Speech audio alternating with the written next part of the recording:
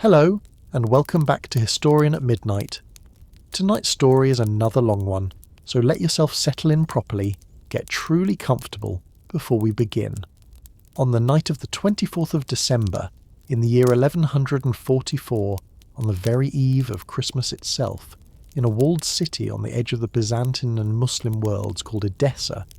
an old and elderly archbishop named Hugh II gathered up what portable wealth his own cathedral still possessed. Gold plate, silver reliquaries, the accumulated treasure of nearly half a century of Latin Christian rule. In the first and oldest of the states, the First Crusade had ever carved out of the Near East and made for a narrow postern gate in the city's own battered walls, hoping to slip away in the darkness and the confusion while the army of a Turkish warlord named Zengi finished pouring through a breach his own miners had opened only hours before. A breach the city's own defenders, exhausted after 4 weeks of siege and abandoned by the very count whose duty it was to protect them, had no remaining strength left to close. Hugh did not make it to the gate. He was caught in the press of a panicked crowd trying to escape through the same narrow opening he had chosen, crushed by every surviving account, along with a great many ordinary citizens of his own city who had made exactly the same desperate calculation he had, and by the following morning, as Zengi's own soldiers moved methodically through streets, still littered with the dead of that single night, the city of Edessa, the first Christian territory the knights of the First Crusade had ever conquered in the East, the settlement this channel has already told you was carved out of the chaos of a Byzantine civil war by a lesser Crusader lord named Baldwin of Boulogne, nearly half a century before, had ceased, in a matter of hours, to belong to the Latin Christian world at all. We are not going to rush toward the second, larger catastrophe. This whole story is actually about tonight, tempting as it is to leap straight to the great continental army that would eventually march out of Europe in answer to Edessa's fall, because that army's own failure, total and humiliating in a way that the men who financed it and preached it and marched inside it never fully recovered from, only makes sense once we understand exactly what kind of world had grown up in the 50 years since Jerusalem's own capture. A world of small, thinly populated, chronically outnumbered Christian settlements clinging to a strip of Mediterranean coastline, entirely surrounded by Muslim powers who had, by the 1140s, finally begun to stop fighting one another long enough to notice how vulnerable those settlements actually were. This is a story, in other words, about Necho. It is about what happens when an entire generation, raised on the legend of a single, miraculous, once-in-a-lifetime military triumph, tries with real sincerity and real sacrifice to recreate that triumph a second time, using the same sermon, the same promise, the same word, God wills it, shouted by a new crowd in a new French field half a century later, without any of the specific and largely unrepeatable accidents of timing, disunity, and sheer good fortune that had actually made the first outcome possible at all,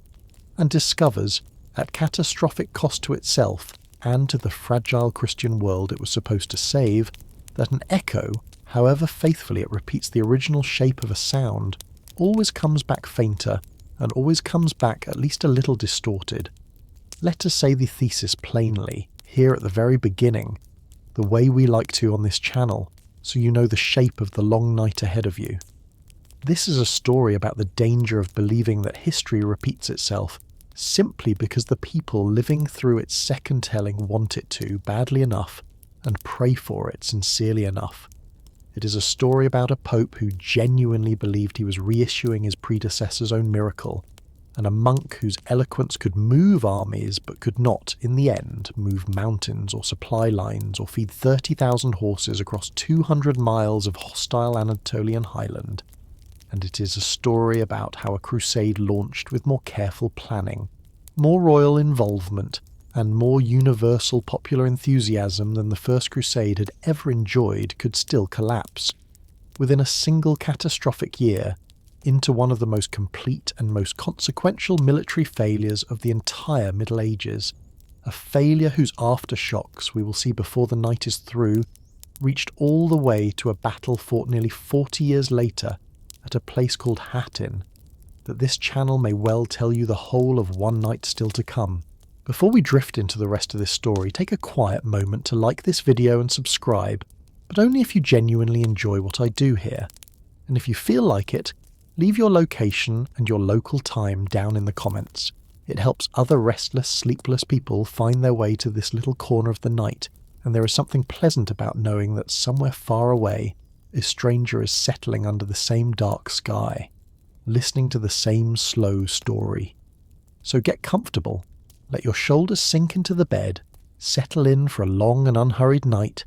and let yourself ease into the story of the Second Crusade, the great continental expedition that set out with a king at the head of one of its two armies and a saint preaching at the head of the whole enterprise, and that ended less than 2 years later with that same king slipping away from a foreign city in humiliation, that same saint writing in genuine anguish, a defence of God's own inscrutable judgment, and an army that had crossed an entire continent to save a Christian people, abandoning the siege that was supposed to save them after only 4 days of actual fighting. A city on the frontier and a count who was somewhere else. To understand why Edessa fell so completely and so quickly on that Christmas Eve in 1144, we have to go back to the peculiar and precarious circumstances of its own founding, nearly half a century before, in the opening months of the First Crusade itself. It is worth pausing here briefly to recall what this channel has already told you in full about that earlier campaign, because the County of Edessa was, in a very real sense, the First Crusade's own first accident, a piece of territory that fell into Latin Christian hands not through any part of Urban II's own original plan, but through the private ambition of a single Crusader lord, Baldwin of Boulogne, younger brother of the more famous Godfrey of Bouillon, who broke away from the main crusading army in the winter of 1097 with only a small following of knights, made his way to the Armenian Christian city of Edessa, and manoeuvred himself through a combination of diplomacy, marriage, and, by several contemporary accounts, outright betrayal of the city's own Armenian ruler, into the position of count of an entirely new Latin Christian state, established a full year before Jerusalem itself had even been besieged. It is worth pausing on exactly how exposed a position that made Edessa, from its very first day of Latin rule, because the county sat well to the north and east of the 3 other Crusader states that would eventually be carved out of the region, the Kingdom of Jerusalem itself, the Principality of Antioch and the County of Tripoli,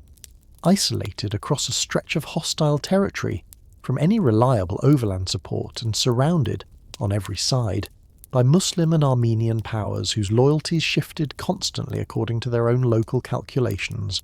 rather than any larger allegiance to either Christian or Muslim solidarity.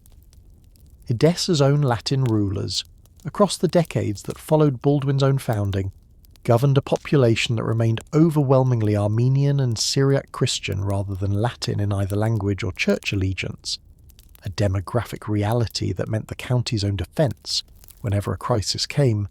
depended heavily on the willingness of a non-Latin population to fight and die for a Latin ruling class that had, in a great many recorded instances, treated its own Armenian subjects with real and sometimes brutal contempt, a fact worth remembering when we come, in a few minutes, to the actual siege itself, because it complicates any simple story of Christian solidarity against Muslim aggression that the Crusade's own later chroniclers preferred to tell. By the 1140s, the county's own ruler was a man named Jocelyn II, who had inherited the title from his own father, Jocelyn I, a capable, if famously ruthless frontier lord who had held Edessa together across 2 decades of near-constant low-level warfare with his Muslim neighbours, and it is worth pausing, unflatteringly, on the son's own reputation, because nearly every surviving source, Latin, Armenian and Muslim alike, describes Jocelyn II in strikingly similar and strikingly unflattering terms, a ruler more interested in the comforts of his own court at the fortress of Turbessel, well to the west of Edessa itself, than in the hard, grinding work of frontier defence his own father had made his life's occupation, a count who had, in the years immediately before the siege, allowed his own capital's fortifications and garrison to decline through simple neglect, while he himself lived at a comfortable remove from the actual border his county was supposed to hold. It is worth pausing too on the man whose own rising power made that neglect so catastrophically costly, because Zengi, the Turkish Atabeg who besieged and took Edessa, was not some obscure regional warlord who simply got lucky. He was, by the 1140s, the single most powerful and most successful Muslim ruler in the whole of Syria and northern Mesopotamia, having spent the better part of 2 decades methodically consolidating control over Mosul, Aleppo, and a whole string of smaller cities and fortresses in between, unifying, under his own single and often genuinely brutal authority,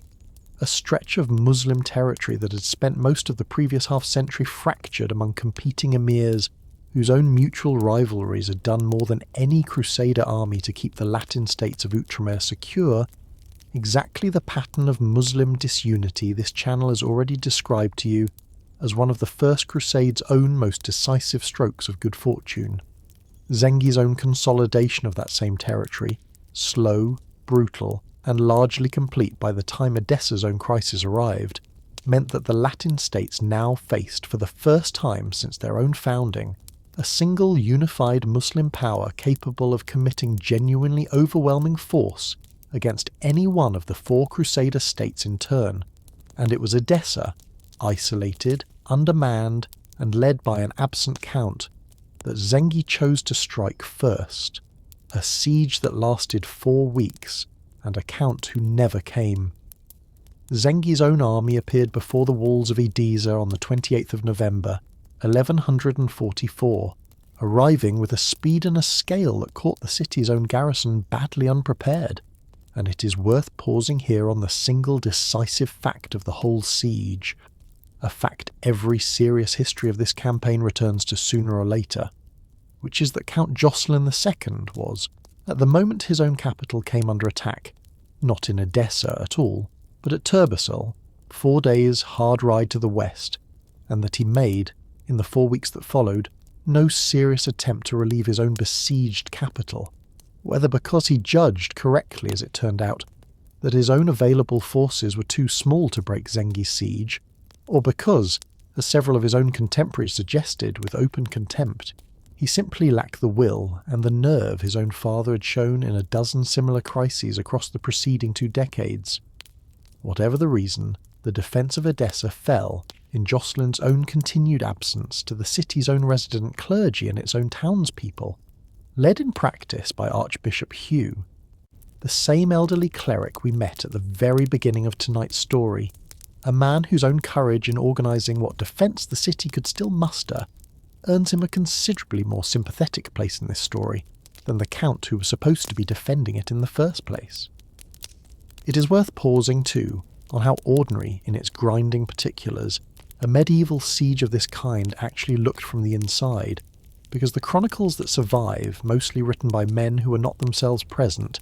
tend to compress 4 weeks of genuine daily desperation into a handful of dramatic sentences. Zengi's own engineers spent those 4 weeks doing the same patient, unglamorous work that siege engineers had done outside 100 other medieval cities,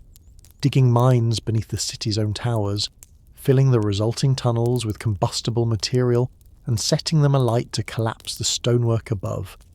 while the defenders, in turn, dug their own countermines in a desperate attempt to intercept and collapse Zengi's own tunnels before they could be finished. A subterranean contest, fought in cramped, dark, and genuinely terrifying conditions by men on both sides who left almost no individual trace of themselves in any surviving record, working and dying anonymously beneath a city whose own fate they were, in the most literal sense, digging to decide. Above ground, Zengi's own siege engines kept up a more or less continuous bombardment of stone and fire against walls that had not been properly maintained in years, while the city's own defenders, a garrison of professional soldiers stretched dangerously thin, supplemented by ordinary Armenian and Syriac townspeople, pressed into service on the walls themselves, tried to hold a defensive line considerably longer than their own available manpower could realistically cover, By the third week of December, Zengi's own mines had finally brought down a substantial section of the city's own northern wall, and it was through the resulting breach, on the morning of the 24th of December, that his own soldiers finally forced their way into the city itself, meeting fierce but hopelessly outmatched resistance from the defenders still holding the immediate area of the breach, resistance that delayed but could not prevent what followed. What followed, over the course of that single Christmas Eve and the days immediately after it, was a sack whose details, drawn from Latin, Armenian and Muslim sources, that broadly agree on the essential shape of events, even where they differ on specific numbers, make for genuinely difficult listening, and it is worth telling honestly rather than softening, because softening it would dishonour the people who actually lived, and in a great many cases died through it. Zengi's own soldiers, once inside the city, killed a considerable number of the Latin Christian population in the initial hours of chaos and looting that followed any medieval city's fall by storm, a violence made very much worse by the crush of panicked civilians, Hugh the Archbishop among them, trying to escape through the city's own narrow gates at the exact moment those gates became the single, most dangerous place in the entire city to be. It is worth pausing and dwelling on a detail that several of the surviving sources record with what reads, even across 9 centuries, as genuine and specific horror, which is that a very great number of the dead at Edessa on that single morning died not by any Turkish sword at all, but simply crushed underfoot in the desperate, suffocating press of their own neighbours, all of them trying to force their own way through gates and gaps in the walls too narrow to carry the volume of frightened humanity attempting to pass through them at once, a specific and terrible kind of death that no chronicler on either side of this war particularly wanted credit for causing, and that belongs in any honest accounting of this single morning's dead. Alongside the more straightforwardly violent deaths, the same sources also record in considerable and grim detail. It is worth pausing, too, on what came after the initial chaos of the sack itself, because Zengi, whatever his own reputation for ruthlessness in the actual taking of a city, proved considerably more restrained once Edessa was actually his, ordering a halt to the indiscriminate killing once his own authority over the city was secure and, according to several Muslim and Armenian sources alike, showing real leniency toward the city's own non-Latin Christian population specifically, the Armenians and Syriac Christians who made up the overwhelming majority of Edessa's own residents,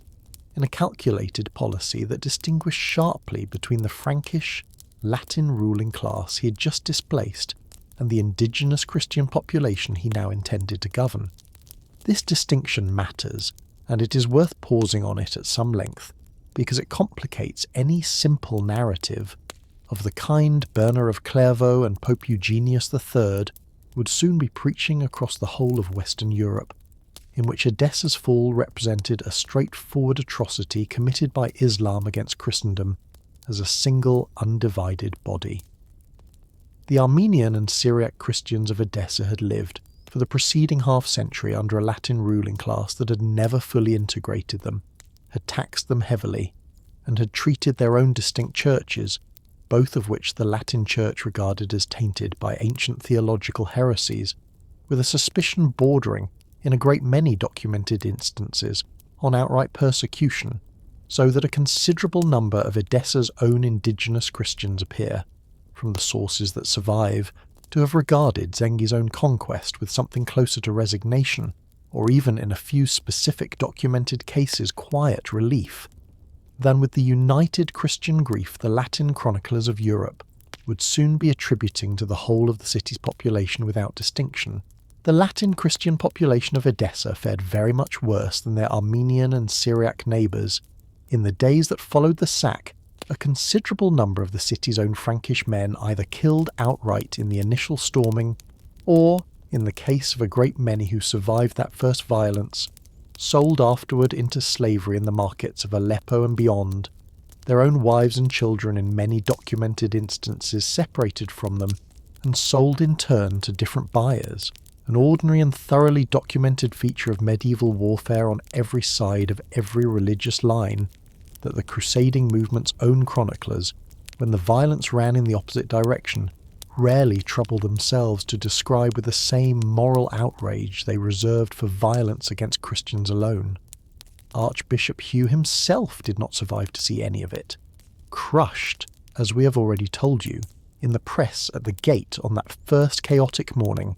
and it is worth pausing on his own death for a moment longer, because Hugh represents, in the surviving record of this whole siege, very nearly the only individual, named, remembered figure whose own specific fate we can actually trace with any confidence at all, a single face given by the accident of his own rank and the attention it earned him from the chroniclers to a catastrophe that otherwise swallowed thousands of ordinary Armenian, Syriac and Frankish men, women and children,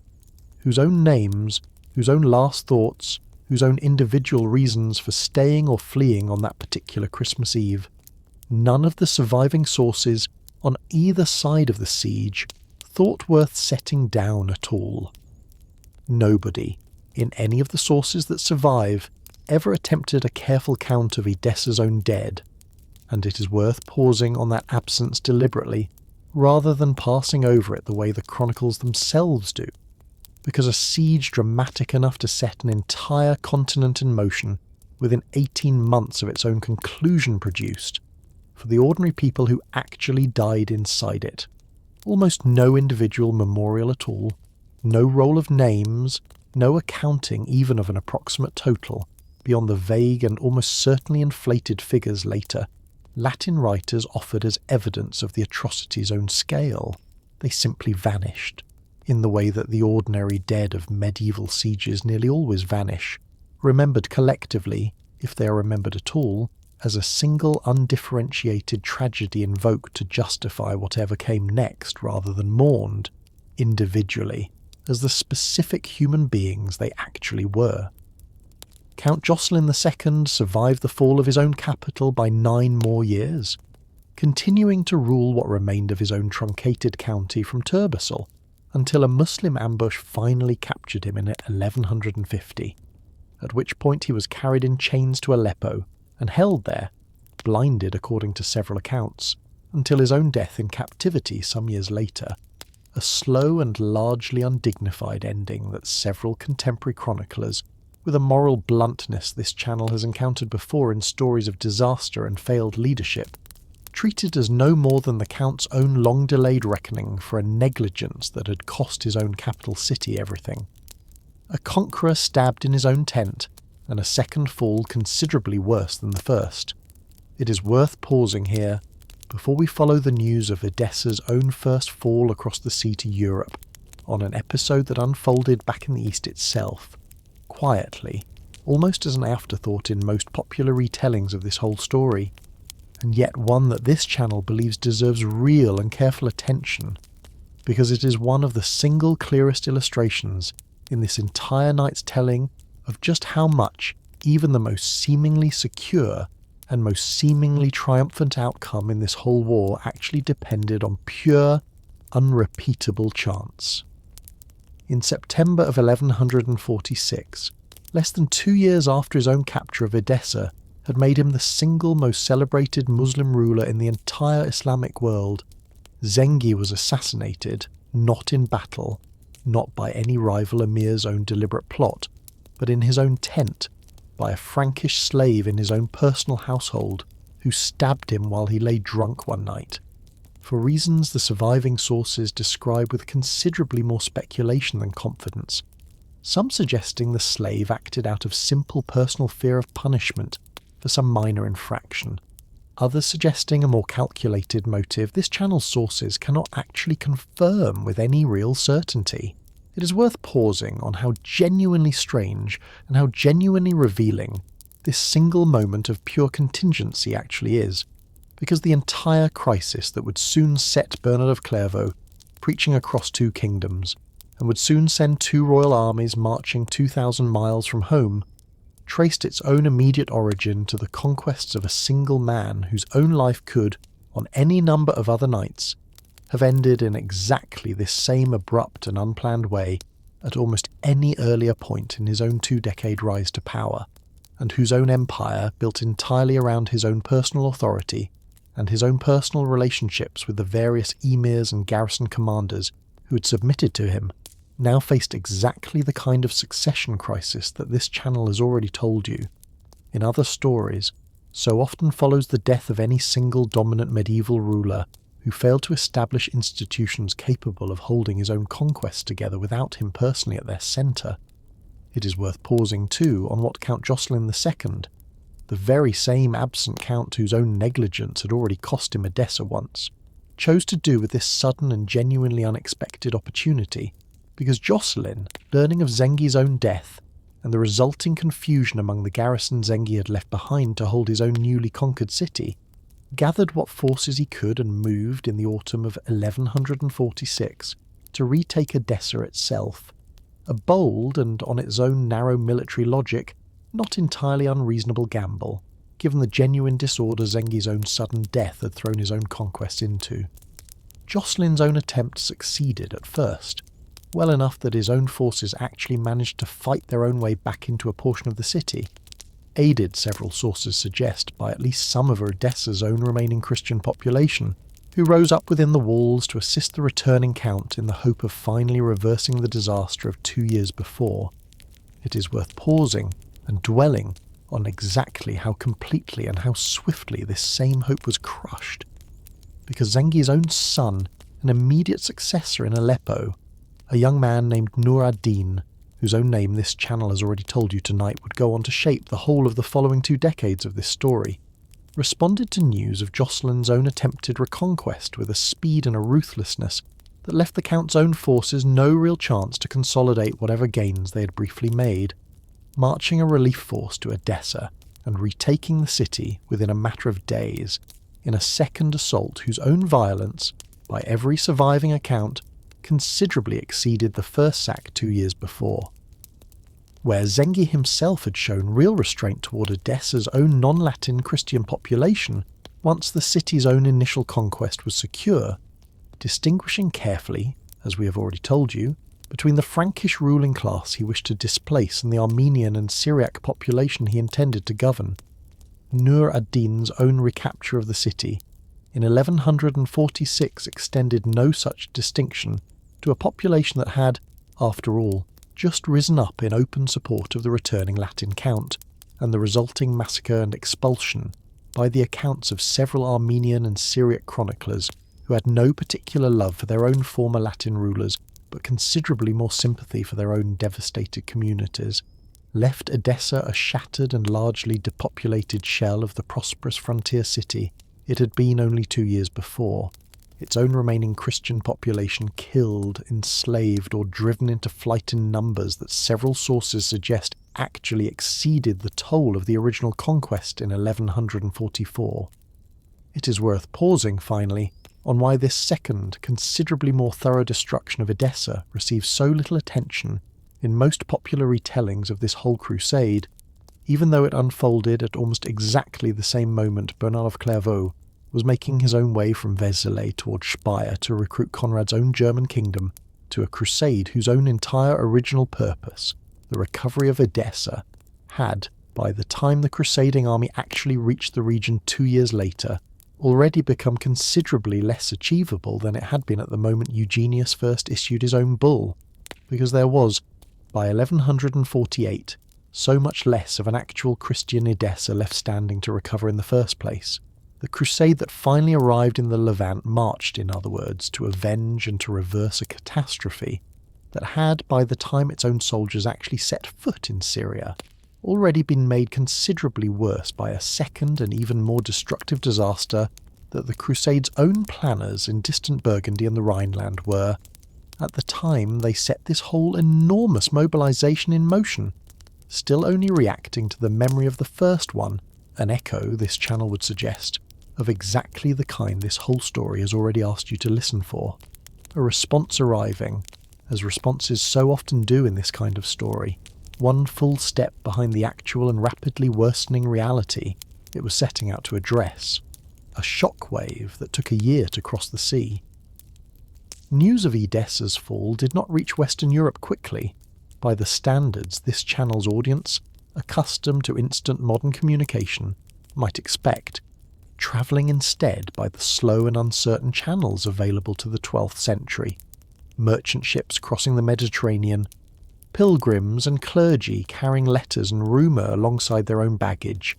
so that it was not until the autumn of 1145, the better part of a year after the actual sack,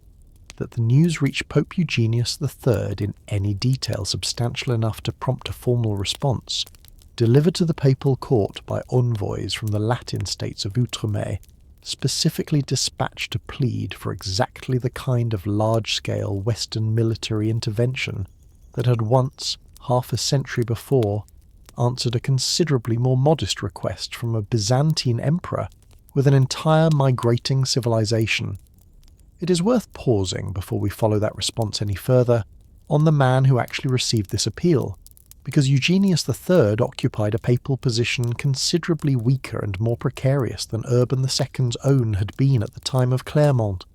Eugenius, born Bernardo Pignatelli, was a Cistercian monk, trained at the same monastery of Clairvaux that had produced the towering religious figure whose own preaching would soon dominate this entire story. Elected to the papacy in February of 1145, under genuinely chaotic circumstances, a rebellion in Rome itself led by a popular movement intent on restoring the city's own ancient republican government, having driven his own predecessor from the city, and forcing Eugenius, within days of his own election, to flee Rome entirely and conduct the greater part of his own early papacy from exile in French territory. A pope, in other words, who was, at the very moment Edessa's fall reached him, considerably less secure in his own capital than Urban II had ever been, and who had, if anything, even more urgent political reasons than his own predecessor to want a unifying religious project capable of demonstrating the papacy's own continued relevance and authority to a Christendom that had, in Eugenius's own specific and immediate case, just physically expelled him from the seat of his own office. A bull with a memory built into its own opening words. Eugenius responded on the 1st of December, 1145, with a formal papal bull known by the opening Latin words of its own text, Quantum Predecessores, how much our predecessors, a title that tells you almost everything about the document's own rhetorical strategy before you have read a single further word of it,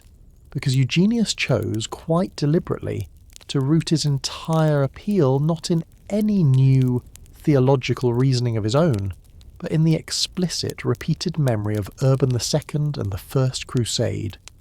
reminding his own audience in careful and specific historical detail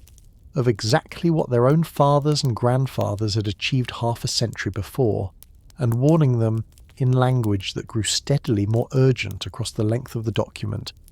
that everything those men had won at such terrible cost now stood in genuine danger of being lost again if a new generation failed to answer a new and equally urgent call. It is worth pausing on how consciously backward-looking this whole appeal actually was, because Eugenius was not simply proposing a new campaign on its own separate merits. He was explicitly asking an entire second generation of Western Europeans to prove themselves worthy descendants of a specific, named cohort of heroic ancestors, a rhetorical move that succeeded in the short term in generating exactly the kind of enthusiastic response Eugenius was hoping for, and that also planted, without either the Pope or his own eventual preachers quite realising it at the time, an impossible standard of comparison that the actual campaign to come would be measured against, and found catastrophically wanting at every single stage of its own unfolding. It is worth pausing too on the specific and genuinely novel practical provisions Quantum Predecessors actually offered its own prospective crusaders, because Eugenius, unlike Urban before him, was working from an established half-century of crusading practice and crusading law, and his own bull reflects a considerably more careful and more legally developed understanding of what an armed pilgrim of this kind actually needed, protected while he was away from home for years at a stretch. The bull offered the same spiritual reward Urban had first proposed at Clermont, a full remission of the temporal penalty owed for confessed sin, but it added to that spiritual promise a set of concrete legal protections that speak directly to the practical anxieties of the actual knights and lesser nobles Eugenius hoped to recruit, declaring that any crusader's own lands and property would remain under the church's own formal protection for the full duration of his absence, that any legal proceedings against a departing crusader would be suspended until his own return, and that crusaders who had been forced to mortgage or pledge their own property to raise funds for the expedition would be permitted, on setting out, to recover it without paying the interest that would ordinarily have accrued on such a debt, a specific financial provision. This channel's audience, familiar by now with just how expensive a single knight's own equipment and passage genuinely was, will recognise as addressing one of the single most concrete and most commonly cited obstacles to any lesser noble's own willingness to take the cross in the first place. It is worth pausing briefly on the fact that Eugenius actually issued this same bull twice, a detail easy to pass over but worth a moment's attention, because the Pope's own initial proclamation of the 1st of December, 1145, produced by the measure of the following winter's own actual recruitment, considerably less immediate response than Eugenius had evidently hoped for, and it was only after Bernard of Clairvaux had begun his own preaching in earnest, and after Eugenius reissued the same bull with only minor revisions in March of 1146, timed to coincide with the build-up toward Bernard's own great sermon at Vézelay, that the whole enterprise actually began gathering the kind of overwhelming momentum this story is about to describe to you in detail. It is worth pausing on what that specific sequence tells us, because it suggests that the written word of a papal bull, however carefully worded and however historically resonant its own invocation of Urban and the First Crusade, was never on its own sufficient to move an entire continent to arms, and that it took the specific, embodied, in-person eloquence of a single charismatic preacher, travelling from town to town and looking his own audience directly in the eye, to actually translate Eugenius's own careful written appeal into the overwhelming popular response it eventually produced. Eugenius addressed his own bull specifically to King Louis VII of France, rather than to the wider body of French nobility Urban had originally appealed to in an open field, a choice that reflects just how much the whole model of crusading leadership had shifted in the 50 years since Clermont, because where the First Crusade had been led, in practice, by a loose and fractious coalition of independent feudal lords with no single overall commander at all, an arrangement this channel has already told you produced exactly the kind of rivalrous disunity you would expect, Eugenius, and Bernard of Clairvaux after him, appear to have concluded, whether from careful reflection on that earlier campaign's own well-documented command problems, or simply from the changed political realities of the 1140s, that a crusade actually led by a reigning king rather than merely populated by his own restless vassals, offered the only realistic hope of the kind of unified command and unified purpose the first expedition had so conspicuously lacked. It is worth pausing on how reasonable that conclusion actually was, given everything the First Crusade had taught anyone paying close attention to its own internal politics, and it is worth pausing too on how badly, in the specific and very different circumstances of the 1140s, it would nonetheless still fail to solve the underlying problem it was designed to address, since a crusade led by two independent kings, as this one would shortly become, still produced, we will see, nearly every species of jealousy, mistrust, and divided purpose that had plagued 5 independent counts and dukes half a century before. It is worth pausing too on the specific king Eugenius had chosen to address, because Louis VII of France brought to this whole enterprise a personal history that shaped his own eventual crusading vow considerably more than any purely political calculation on the Pope's own part ever could have. Louis, a pious, bookish, and by most contemporary accounts genuinely devout young king, who had, somewhat unexpectedly, inherited a throne originally intended for an elder brother who died young, carried into the 1140s a specific and deeply personal burden of guilt over an atrocity his own soldiers had committed 2 years before in the course of an entirely unrelated feudal war against Count Theobald II of Champagne, when in the winter of 1143 royal troops besieging the town of Vitry set fire to a church in which a considerable number of the town's own civilian population, women and children among them, had taken refuge. A fire that killed, by the estimates several chroniclers offer, somewhere in the range of 1,000 or more people, trapped inside a building that had been meant, in the ordinary custom of medieval warfare, to offer sanctuary rather than become a mass grave. It is worth pausing and dwelling on how genuinely and how visibly this single atrocity appears to have weighed on Louis's own conscience in the years that followed, because this was not, by every surviving account, a king who shrugged off the ordinary and largely unremarked collateral damage of medieval feudal warfare, with the moral indifference many of his own royal contemporaries managed to display toward considerably worse. Louis, according to several chroniclers close to the events, was tormented by the memory of Vitry in a manner his own confessors and advisers found genuinely striking,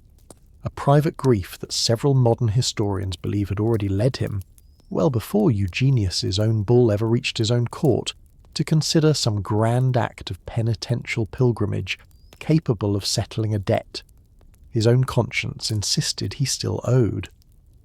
When quantum predecessores arrived, in other words, it did not simply propose a new military and political project to a king weighing it on its own external merits. It offered a specific and already deeply receptive king a ready-made vehicle for exactly the kind of dramatic, sanctioned, soul-cleansing penance he appears to have already been searching for,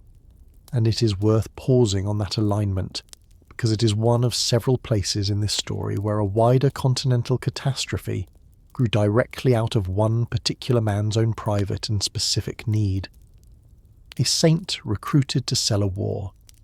Eugenius, recognizing that the bull's own written words, however carefully constructed, would not by themselves generate the kind of overwhelming popular response the crusade required, turned, for the actual work of preaching this new expedition across the length and breadth of France, to Bernard of Clairvaux, and it is worth pausing at some length on exactly who Bernard was, and exactly why his own involvement mattered so enormously to everything that followed, because no other single individual in this entire story, not the Pope who issued the bull, and not either of the two kings who eventually marched, carried anything close to Bernard's own personal authority, or bears anything close to Bernard's own eventual share of responsibility for what the crusade became. Bernard, by the 1140s, was very possibly the single most influential religious figure in the whole of Western Christendom, the founding abbot of the Cistercian monastery at Clairvaux, and the driving force behind an explosive expansion of the Cistercian monastic order that had, in the space of only a few decades, planted daughter houses of austere, reform-minded monks across France, England, Germany, and Italy alike, a network of religious influence that gave Bernard's own voice a reach no bishop and very few popes could genuinely match. He was renowned across the whole of Europe for a preaching style contemporaries described as almost supernaturally persuasive, capable, by several well-attested accounts, of moving hardened and cynical audiences to open weeping and immediate life-altering vows of religious commitment, and he had already, in the years before the Second Crusade, involved himself decisively in some of the most consequential ecclesiastical disputes of his own age, helping to resolve a contested papal election, campaigning forcefully against what he regarded as dangerous theological innovation in the teaching of the philosopher Peter Abelard, and building, across 2 decades of relentless letter-writing and personal intervention, a reputation as the conscience of an entire generation of European Christians, a monk whose own private cell at Clairvaux had become, in practical terms, one of the genuine centres of power in the whole of Latin Christendom. It is worth pausing on the peculiar and genuinely uncomfortable position this placed Bernard in. Once Eugenius asked him to take up the preaching of the Crusade in earnest, because Bernard was, by his own repeated and evidently sincere protestation, a monk committed to a life of contemplative withdrawal from exactly the kind of worldly political entanglement that preaching a continental war for a specific king inevitably required, and his own letters from this period show a man genuinely wrestling with the tension between that monastic vocation and the scale of the political role Eugenius was now asking him to play. That Bernard nonetheless accepted the commission and threw himself into it with an energy and a thoroughness that would eventually carry him on preaching tours across France and deep into Germany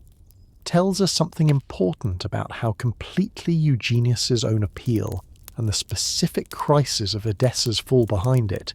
had managed to override even the deepest and most sincerely held reservations of the one man whose own voice was about to make the whole difference between a modestly successful regional campaign and the vast, continent-spanning mobilization the Second Crusade actually became. A hillside because the church could not hold the crowd. Bernard's own great public moment came on Easter Sunday, the 31st of March, 1146, at a specially convened assembly in the Burgundian town of Vézelay, a location chosen quite deliberately for its own famous abbey church, a building already, by the 1140s, established as one of the great pilgrimage destinations of Western Christendom in its own right, reputed to hold the relics of Mary Magdalene herself, and it is worth pausing on that choice of venue for a moment, because Bernard and Eugenius, in selecting a site already saturated with its own considerable religious prestige, were consciously stacking every available advantage of atmosphere and expectation behind the announcement that was about to follow. King Louis VII himself attended, along with his own young queen, Eleanor of Aquitaine, whose own presence at Vézelay, and whose own subsequent decision to take the cross alongside her husband, we will need to return to at some length later in tonight's story, because almost nothing about this entire campaign generated more scandal, more gossip, and more lasting damage to a single royal marriage than the Queen's own choice to accompany the army in person, rather than remain behind, as royal wives ordinarily did, to govern in her husband's absence. It is worth pausing too on the sheer practical scale of the crowd that gathered at Vézelay that Easter morning, because every surviving account agrees that it vastly exceeded whatever the town's own organisers had actually planned for, so that the specially constructed wooden platform erected in the town square,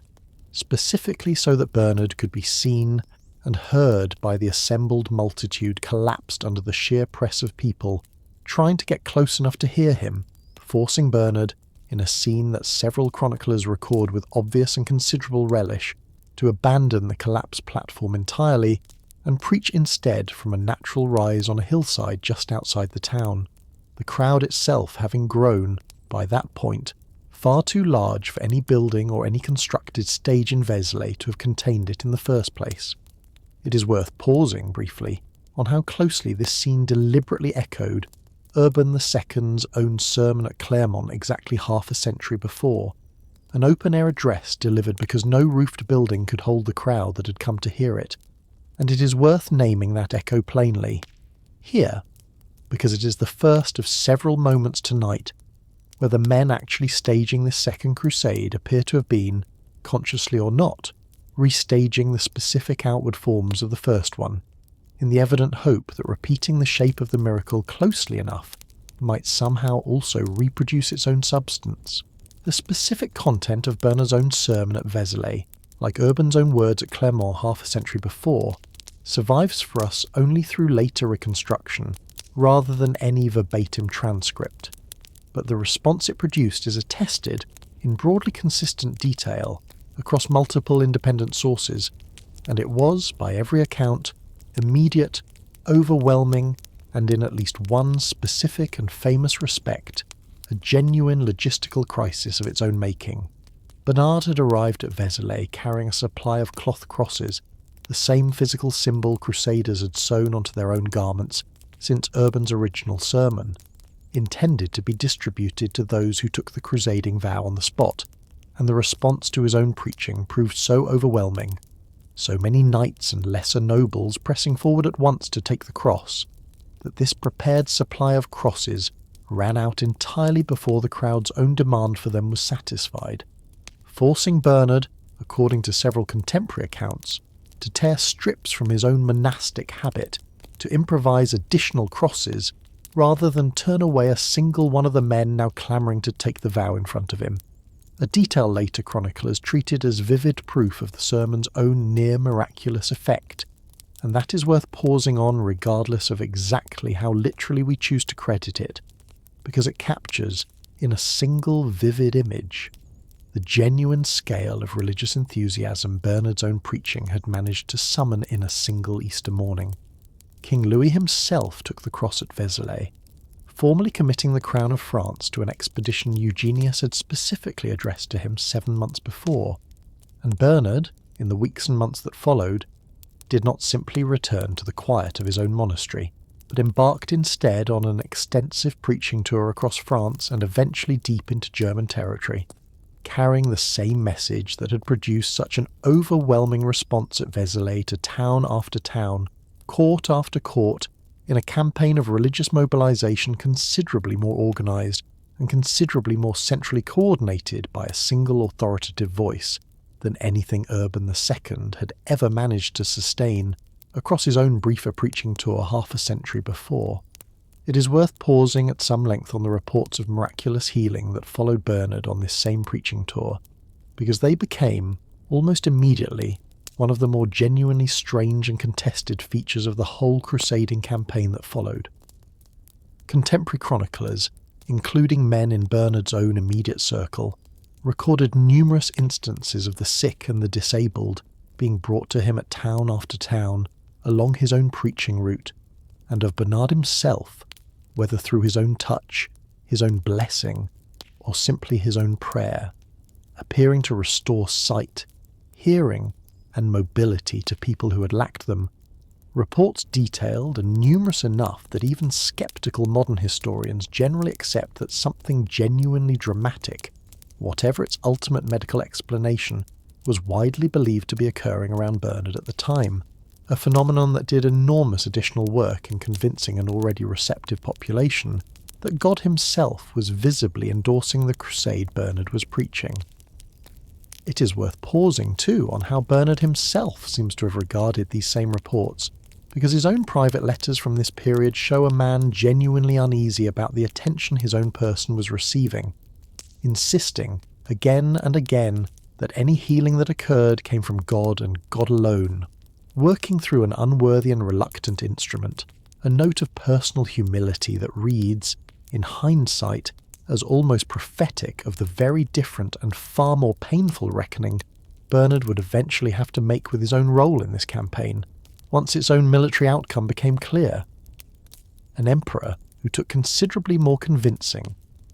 Bernard's own greatest single triumph of persuasion, and arguably the single decision that most transformed the shape of the whole coming campaign, came not in France at all, but in Germany,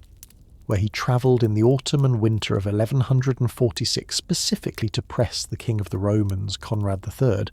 the ruler generally recognised as the future Holy Roman Emperor, even though he had not yet at this point in his own reign actually received imperial coronation from the Pope, to commit his own kingdom's considerable military resources to the crusade alongside Louis's own French forces. It is worth pausing on why this particular recruitment proved so much harder won than Louis's own commitment at Vézelay, because Conrad, unlike the pious and receptive French king, had every practical reason to resist Bernard's own appeal when it first arrived,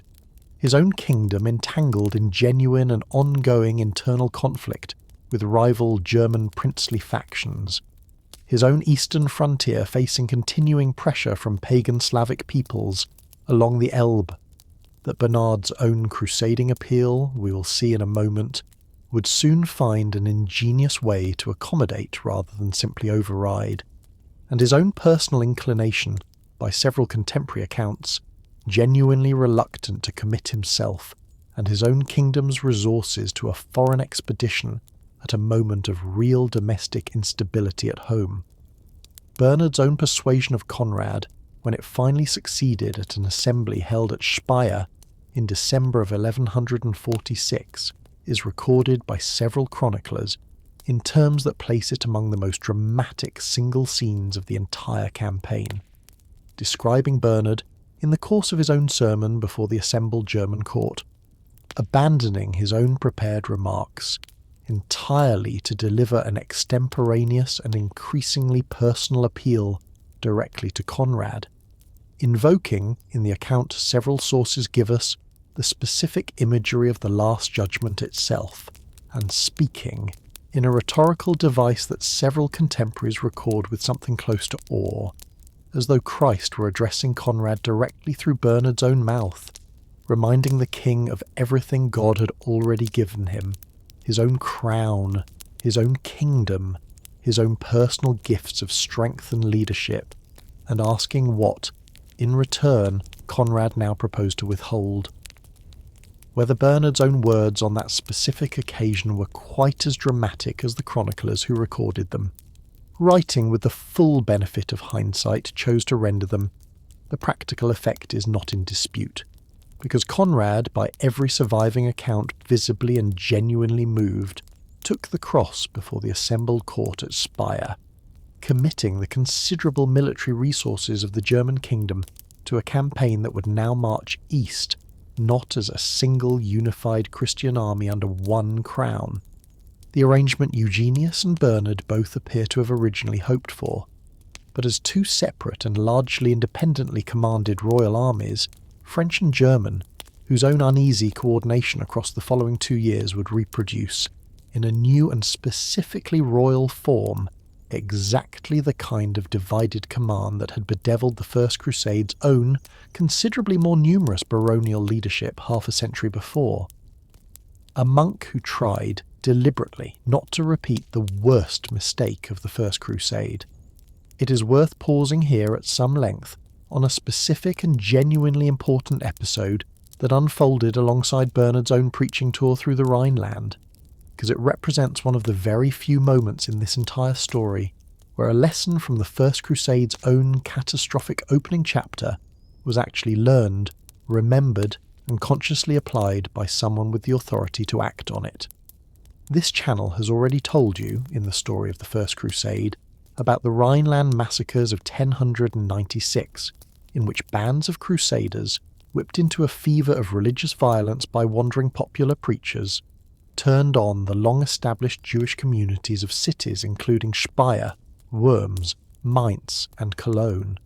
killing several thousand men, women, and children in a series of pogroms the Church itself had never sanctioned, and that local bishops, at real risk to themselves, had largely failed to prevent. It is worth pausing on how directly this same danger reasserted itself half a century later, because a rogue Cistercian monk named Radulf, preaching independently across exactly the same Rhineland cities Peter the Hermit's own following had devastated in 1096, began, in the course of 1146, whipping up an almost identical wave of anti-Jewish sentiment among the ordinary population of the Rhine Valley, arguing in language that closely mirrored the reasoning the earlier pogromists had used, that it made no sense to march thousands of miles to fight the supposed enemies of Christ abroad while leaving unconverted Jewish communities untouched at home. It is worth pausing and giving real credit to what happened next, because it stands in genuine and deliberate contrast to the failure of episcopal authority that had allowed the earlier massacres to proceed almost entirely unchecked. Bernard of Clairvaux, on learning of Radulf's own preaching and the violence it was already beginning to provoke, most severely at Cologne, Mainz, Worms, and Speyer, where a number of Jewish residents had already been killed before Bernard's own intervention could reach them, wrote a series of forceful letters condemning Radulf's own preaching in the strongest possible terms, and then, when letters alone proved insufficient to halt the violence, travelled to the Rhineland in person to confront Radulf directly, ultimately compelling him to return to his own monastery and abandon his own independent preaching entirely. Bernard's own surviving letters from this episode state his own position, with a clarity that leaves no room for ambiguity about where the Church's own highest available moral authority actually stood on the question, writing, in one widely cited passage, that the Jews were not to be persecuted, not to be killed, and not even to be driven into flight, language considerably more forceful and more unambiguous than anything any bishop had managed to articulate during the comparable crisis of 1096. It is worth pausing too on the fact that Bernard's own intervention, however genuinely more forceful and more successful than the largely failed episcopal efforts of half a century before, still did not prevent every death. A number of Jewish residents of the Rhineland cities, including a man named Simon of Trier, whose own killing later Jewish chronicles specifically record and mourn, having already been murdered before Bernard's own personal arrival could halt the wider violence that Radulf's own preaching had set in motion. A reminder, worth sitting with, honestly, rather than passing over in relief at how much worse this second episode could have been. That even the most forceful moral authority available in 12th century Christendom, deployed considerably more quickly and considerably more decisively than 50 years before, could still only limit and never entirely prevent the violence that a message about holy war, however carefully its own preachers intended it, always seemed to risk turning when it reached an unsupervised and already anxious crowd, against whichever vulnerable population happened to be nearest at hand rather than the distant enemy it had actually been preached against. 2 other wars, fought under the same banner, on the very same nights this story is mostly going to spend in Anatolia and Syria. It is worth pausing, before we follow the 2 great royal armies east, on a genuinely important structural fact about the Second Crusade that later popular memory has mostly forgotten, which is that it was never, in either its own papal authorization or its own actual military execution, a single campaign directed at a single target at all, but rather an umbrella of several simultaneous and geographically scattered expeditions, each one granted by Eugenius's own explicit ruling the same spiritual indulgence and the same formal status as an act of penitential holy war, regardless of whether the actual fighting in question took place anywhere near Jerusalem or the Holy Land at all.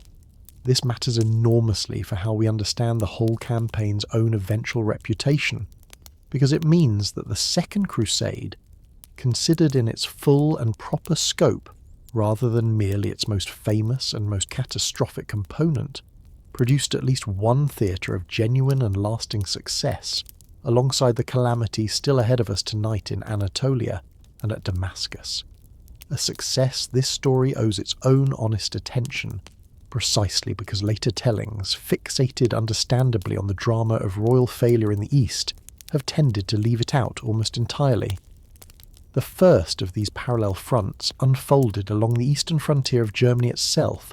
where Bernard of Clairvaux, faced with a practical problem that a considerable number of Saxon nobles were reluctant to march all the way to the Holy Land, while their own eastern border remained exposed to the continuing pressure of pagan Slavic peoples, the Wends, who inhabited the lands between the river Elbe and the Baltic coast, issued, with Eugenius's own formal approval, a ruling that extended the Crusade's full spiritual privileges to any Christian warrior who took up arms against these same pagan Wends instead of journeying east,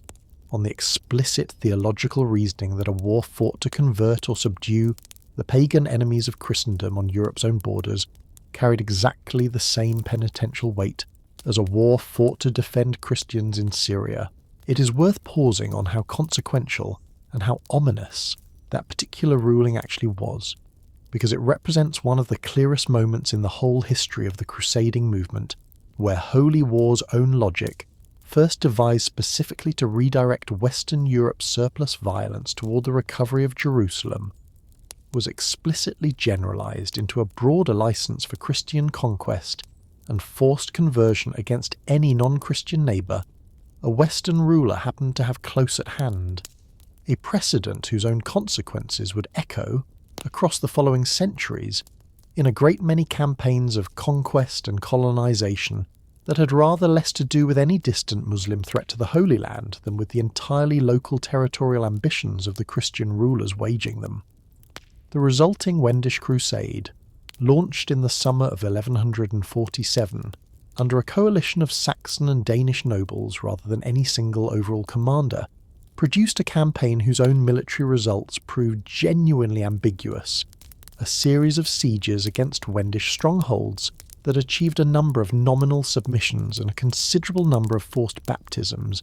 but that failed to establish anything resembling permanent, durable Christian control over the contested territory, so that a great many of the same Wendish communities the Crusaders had compelled to accept baptism in 1147 reverted within a matter of years to their own traditional religious practices once the crusading army itself had withdrawn, a pattern of shallow coerced conversion followed by quiet reversion that historians of this specific frontier have documented repeatedly across the following century of continued German eastward expansion, a slow, grinding, multi-generational process of conquest and colonization historians now generally call the Ostsiedlung, of which this single crusading campaign of 1147 formed only one comparatively minor early chapter. The second of these parallel fronts, fought at the opposite end of the same Christian world, produced a considerably happier outcome, and it is worth telling in some real detail, because it offers this story its own single clearest example of exactly the kind of outcome the Crusades' own original planners had hoped for across every one of its theatres, and got, as it happened, in only this one. In the spring of 1147, a mixed fleet of Crusaders, drawn from England, Flanders, the Rhineland and other parts of northern Europe, numbering by some estimates well over 100 ships and perhaps 13,000 men, set sail from the port of Dartmouth in England bound, in their own original intention, for the Holy Land itself, planning to sail the long sea route around the Iberian Peninsula and through the Strait of Gibraltar into the Mediterranean before continuing on toward Palestine. This fleet, driven by a storm to shelter along the Portuguese coast near the mouth of the river Tagus, found itself approached by King Afonso Henriques of Portugal, the ambitious young ruler of a kingdom that had only recently and only partially established its own independent existence separate from the neighbouring Christian kingdom of Leon, who proposed, in a piece of diplomatic improvisation that would prove considerably more consequential than anyone involved could have anticipated at the time, that this same fleet of Crusaders, already bound in principle for a holy war against Islam in the eastern Mediterranean, might instead lend its own considerable military strength to an entirely closer and, from Afonso's own perspective, considerably more urgent holy war against the Moorish-held city of Lisbon, which sat at that time under Muslim rule only a short distance up the very river along whose mouth this storm-driven fleet now found itself anchored. It is worth pausing on how genuinely uncertain the outcome of Afonso's own proposal actually was, because the Crusaders themselves, bound by their own vows to journey to Jerusalem specifically, debated the proposal at real length before agreeing to it, a debate whose own surviving record, preserved in an eyewitness account written by an English priest named Raoul who sailed with the fleet, shows genuine and serious disagreement among the assembled Crusaders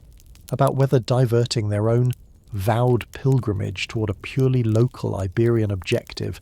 could honestly be reconciled with the specific spiritual purpose for which they had each individually taken the cross. What ultimately persuaded the majority, so far as Raoul's own account allows us to reconstruct the reasoning, was Afonso's own explicit invocation of Eugenius's own crusading bull and its own broad theological logic, the same reasoning that had already extended full crusading privileges to the war against the Wends, applied now with Afonso's own considerable persuasive skill to a siege of Lisbon that he was able to present, convincingly enough for the assembled Crusader leadership to accept it as an equally legitimate and equally rewarded front in the very same holy war. The resulting siege, which began in July of 1147 and continued for a full 17 weeks through the heat of a Portuguese summer and well into the following autumn, unfolded as a genuinely grinding and genuinely well-documented piece of medieval siege warfare, Raoul's own eyewitness account preserving details of the construction of siege towers, the deployment of catapults and mining operations against Lisbon's own walls,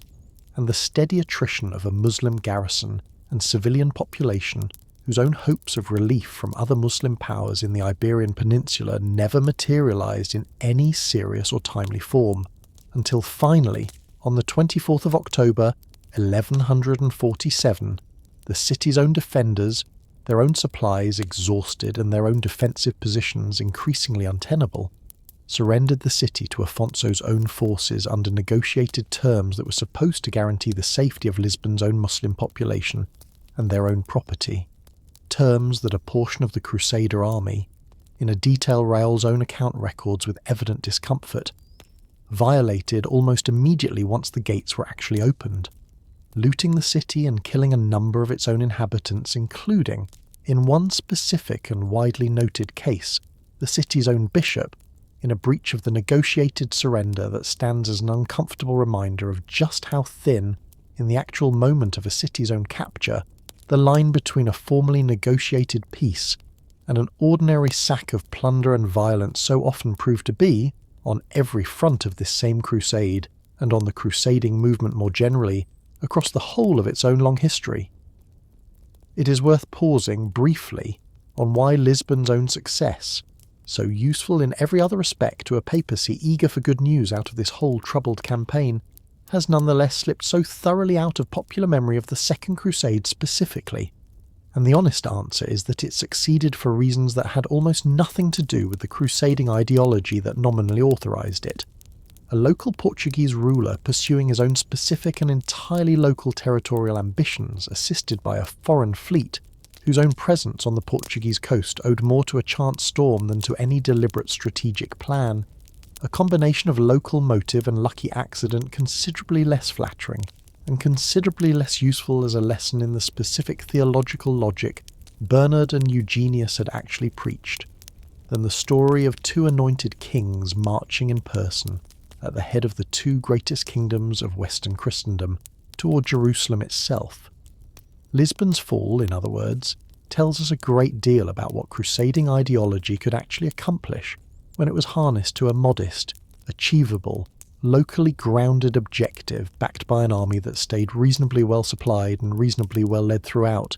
and it tells us, by the same token, and through the very same contrast, a great deal about what was about to go wrong on a considerably larger and considerably more consequential scale, once two royal armies, marching thousands of miles from home through hostile and unfamiliar territory, on the strength of religious conviction alone, discovered just how little of Lisbon's own good fortune had travelled with them.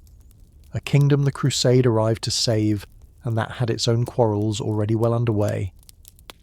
It is worth pausing, before we follow the two royal armies onto the actual roads of Anatolia, on the specific and already quite complicated political world of the Kingdom of Jerusalem itself,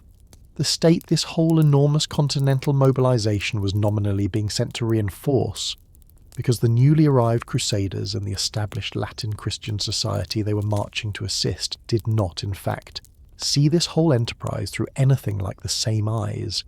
a mismatch of perspective that would matter enormously once the actual question of where to point the Crusade's own remaining strength came up for decision at Palmyra. The Kingdom of Jerusalem by the 1140s had existed for half a century, long enough to produce an entire generation of Latin Christians born and raised in the East, rather than in France or Italy or the Low Countries, a population contemporaries and modern historians alike often call by the somewhat derisive name the newly arrived Crusaders themselves coined for them. Poulain, chicks, a word carrying real condescension, implying a settled colonial population grown soft and overly accommodating toward its own Muslim and Eastern Christian neighbours, through decades of practical, everyday coexistence that a fresh arrival from Western Europe, primed by Bernard's own preaching to see this whole conflict in the starkest possible terms of Christian righteousness against Muslim enemy, found difficult to understand or to forgive.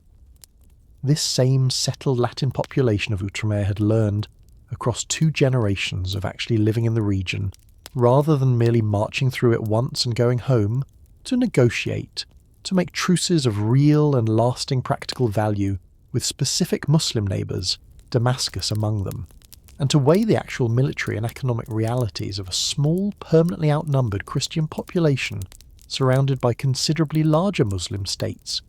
reality is that a crusading army fresh from Western Europe, still operating on the confident, uncomplicated logic Bernard had preached at Vézelay, was simply not equipped, by its own limited experience of the region, to appreciate on arrival. It is worth pausing too on the specific royal politics of Jerusalem itself at this exact moment, because the kingdom's own crown was held, in a genuinely unusual arrangement for the period, jointly between a young king, Baldwin III, and his own considerably more experienced mother Melisande, who had ruled as regent through Baldwin's own minority, and who continued, even after her son had formally come of age, to exercise real and substantial co-rule alongside him, an arrangement that reflected both Melisande's own genuine political ability, widely respected by contemporaries on every side of the kingdom's own internal disputes, and a lingering tension between mother and son over exactly how much of that same authority Baldwin, growing into his own adulthood, was actually willing to keep sharing. It's worth pausing on how this same internal tension shaped the kingdom's own conduct at the Council of Palmyra, because Melisande and her own considerable circle of advisors, drawn heavily from precisely the settled Poulan nobility, the newly arrived Crusaders regarded with such open suspicion, appear to have favoured a more cautious approach that preserved the kingdom's own existing and, however imperfect, genuinely useful relationship with Damascus, while a rival faction, including Baldwin's own more independent-minded circle, and elements considerably more receptive to the newly arrived Crusaders' own more aggressive appetite for a decisive strike somewhere, however strategically unwise, pushed for exactly the kind of dramatic offensive action the Council eventually settled on. It is worth naming plainly how this same local political friction compounded the wider strategic miscalculation this channel has already described to you at Palmyra, because a decision this consequential was never made by any single mind weighing purely military factors in isolation, but by an uneasy coalition of newly arrived kings eager for some tangible achievement to justify 2 years of marching and dying, and a local nobility divided between its own more cautious, experienced elders and a younger faction eager to prove itself worthy of the newcomer's own confidence. A coalition considerably more vulnerable to exactly the kind of bad collective judgment that produced the fatal relocation of the siege camp than a single unified command, whatever its own individual failings might have been. An army the size of a small kingdom, and the impossible arithmetic of feeding it. It is worth pausing too before we follow Conrad's own doomed column into the Anatolian interior on a specific and unglamorous practical reality this channel has touched on before in other campaigns, but that deserves real attention here, because it explains more of what actually happened at Dorylaeum and at Mount Cadmus than any account of Turkish tactics or Byzantine treachery ever could on its own. An army of the size Conrad and Louis each commanded, even after accounting for the losses each had already suffered by the time they actually crossed into Anatolia, required an amount of food, water and fodder for its own horses that this channel's audience, accustomed to a world of refrigerated supply chains and paved roads, may find genuinely difficult to picture in its own true scale. A single mounted knight's own warhorse alone consuming, in the ordinary course of a single day, an amount of grain and water that no medieval agricultural landscape, however fertile, could supply indefinitely to a column of thousands of such animals, marching together through the same narrow stretch of countryside day after day. It is worth pausing on what this specific arithmetic actually meant in practice for an army the size of Conrad's or Louis's own, marching through Anatolian terrain that had, in a great many stretches, already been deliberately stripped of easily accessible food and forage by local populations, who had learned, across the passage of the First Crusade half a century before, and countless smaller Turkish and Byzantine campaigns in between, that scorching the ground ahead of an approaching army was one of the few genuinely effective defences available to a population that could not hope to meet that same army in open battle. A crusading column that had planned, in its own more optimistic moments, on being able to purchase or forage sufficient supplies along its own line of march, found itself instead, again and again across both the German and the French crossings of Anatolia, marching through country already picked clean, its own soldiers and its own horses growing steadily weaker from simple hunger and thirst well before a single Turkish arrow had been loosed against them. A slow and unglamorous attrition that did more to weaken both armies' own capacity to fight effectively, once battle actually came, than any single tactical decision either army's own commanders made along the way. It is worth pausing, too, on the specific and considerable danger of disease that travelled alongside this same hunger, because an army of tens of thousands of men and horses, marching together for months at a stretch through unfamiliar terrain and drinking of necessity from whatever water source presented itself regardless of its own actual safety, inevitably suffered the kind of dysentery and fever that this channel's audience will already recognise from other stories told in this same room, as a nearly universal feature of any pre-modern army operating far from its own home supply lines for any real length of time, a toll that the chronicles fixated overwhelmingly on the drama of battle and ambush rarely bother to quantify with anything like the same care they lavish on a single dramatic skirmish, but that very likely claimed across the full length of both the German and French marches through Anatolia, a toll fully comparable to anything the Turkish forces themselves managed to inflict in open combat. It is worth remembering, holding this specific and unglamorous arithmetic in mind, exactly how it reshapes our understanding of the disaster at Dorylaeum specifically, because Conrad's own army did not simply stumble into a clever ambush through some isolated failure of tactical judgment on a single bad day. It arrived at the point of that ambush already weakened by weeks of hunger, thirst and disease, marching through a landscape its own logistics had never been equipped to sustain it through in the first place, a condition that made the Seljuk mounted archers' own hit-and-run tactics considerably more lethal than they would have been against a fully provisioned, fully rested army, fighting on ground and in a condition of its own choosing. And it is worth pausing on how this same grinding, unglamorous reality, rather than any single dramatic moment of betrayal or incompetence, actually did the greater part of the work in turning a difficult march into an outright catastrophe. An emperor who remembered exactly how the First Crusade had gone.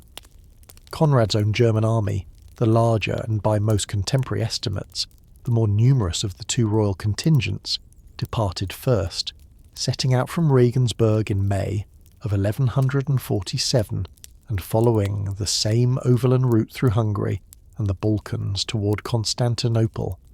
that this channel has already described to you in the story of the First Crusade, a route chosen because it avoided the expense and the logistical uncertainty of transporting an entire army by sea,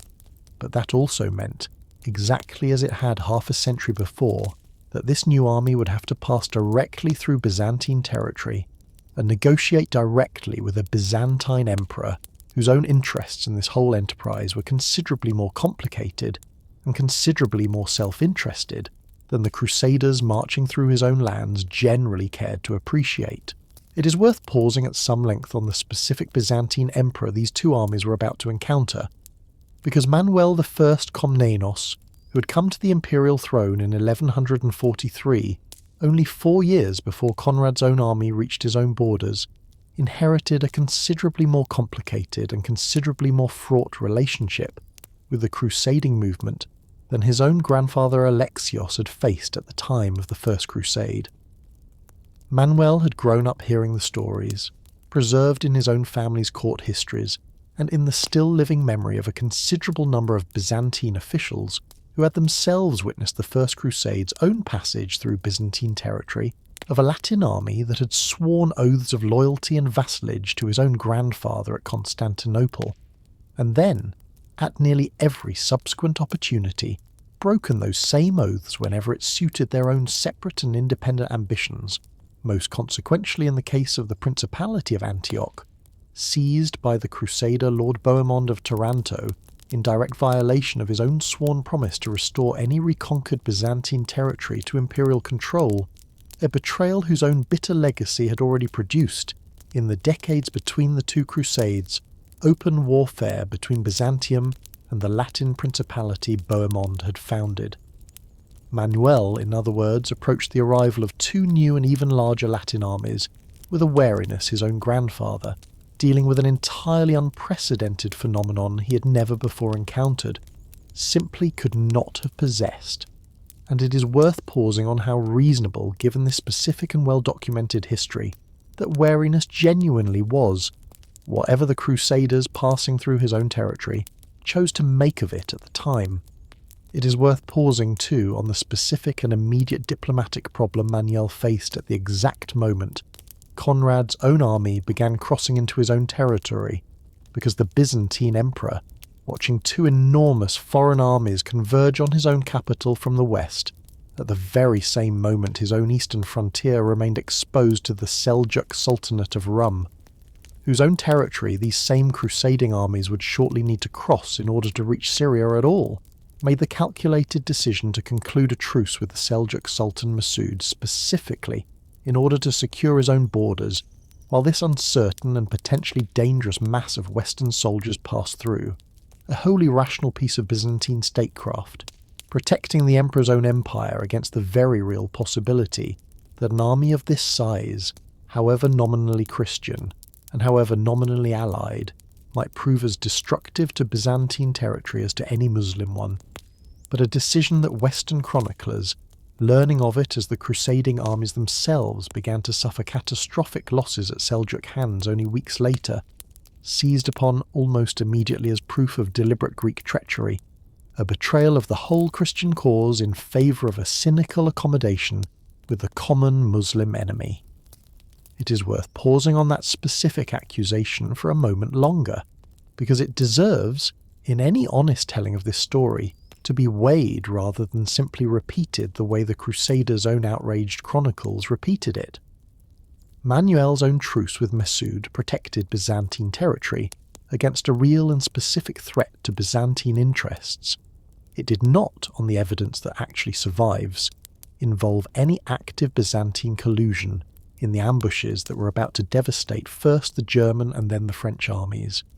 Disasters that owed a great deal more to poor Western logistics, poor Western knowledge of Anatolian terrain, and the Crusaders' own repeated decisions to press forward against the advice of the very Byzantine guides and officials who were, in fact, attempting to steer them along safer routes, than to any deliberate Byzantine sabotage.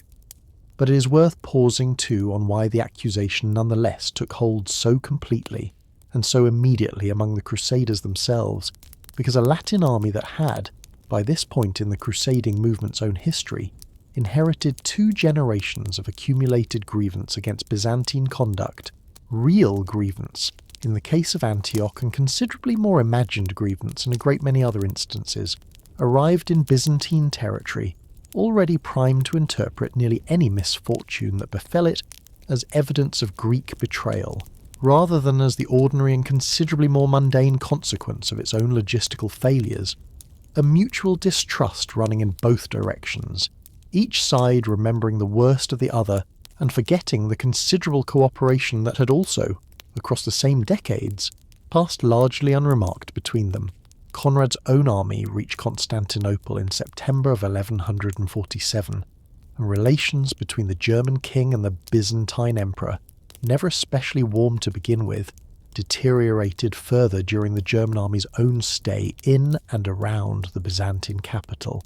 a stay marked by exactly the kind of friction, foraging disputes, minor clashes between German soldiers and the local population, and mutual suspicion about the other's own intentions that had also marked the First Crusade's own earlier passage through the same city half a century before, though without, this time, the same eventual resolution into formal oaths of mutual obligation that Alexios had at least nominally extracted from the First Crusade's own leadership.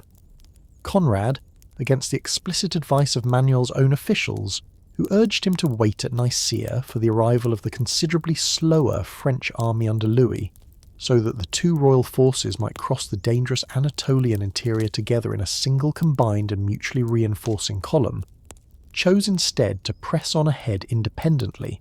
a decision several modern historians attribute to simple impatience, to Conrad's own evident desire to win whatever glory this campaign still had to offer, without having to share it with a French rival, and to a genuine, if in hindsight badly mistaken, confidence that his own considerable German force, numbering by the more conservative modern estimates perhaps 20,000 men, including a substantial body of mounted knights, needed no French reinforcement to cross a stretch of territory the First Crusade's own veterans had, after all, successfully crossed half a century before. It is worth pausing on the specific route Conrad's own army chose to follow, because it led directly toward Dorylaeum, the very site where the First Crusade had won one of its own most celebrated and most decisive early victories, and it is worth naming plainly the echo this represents,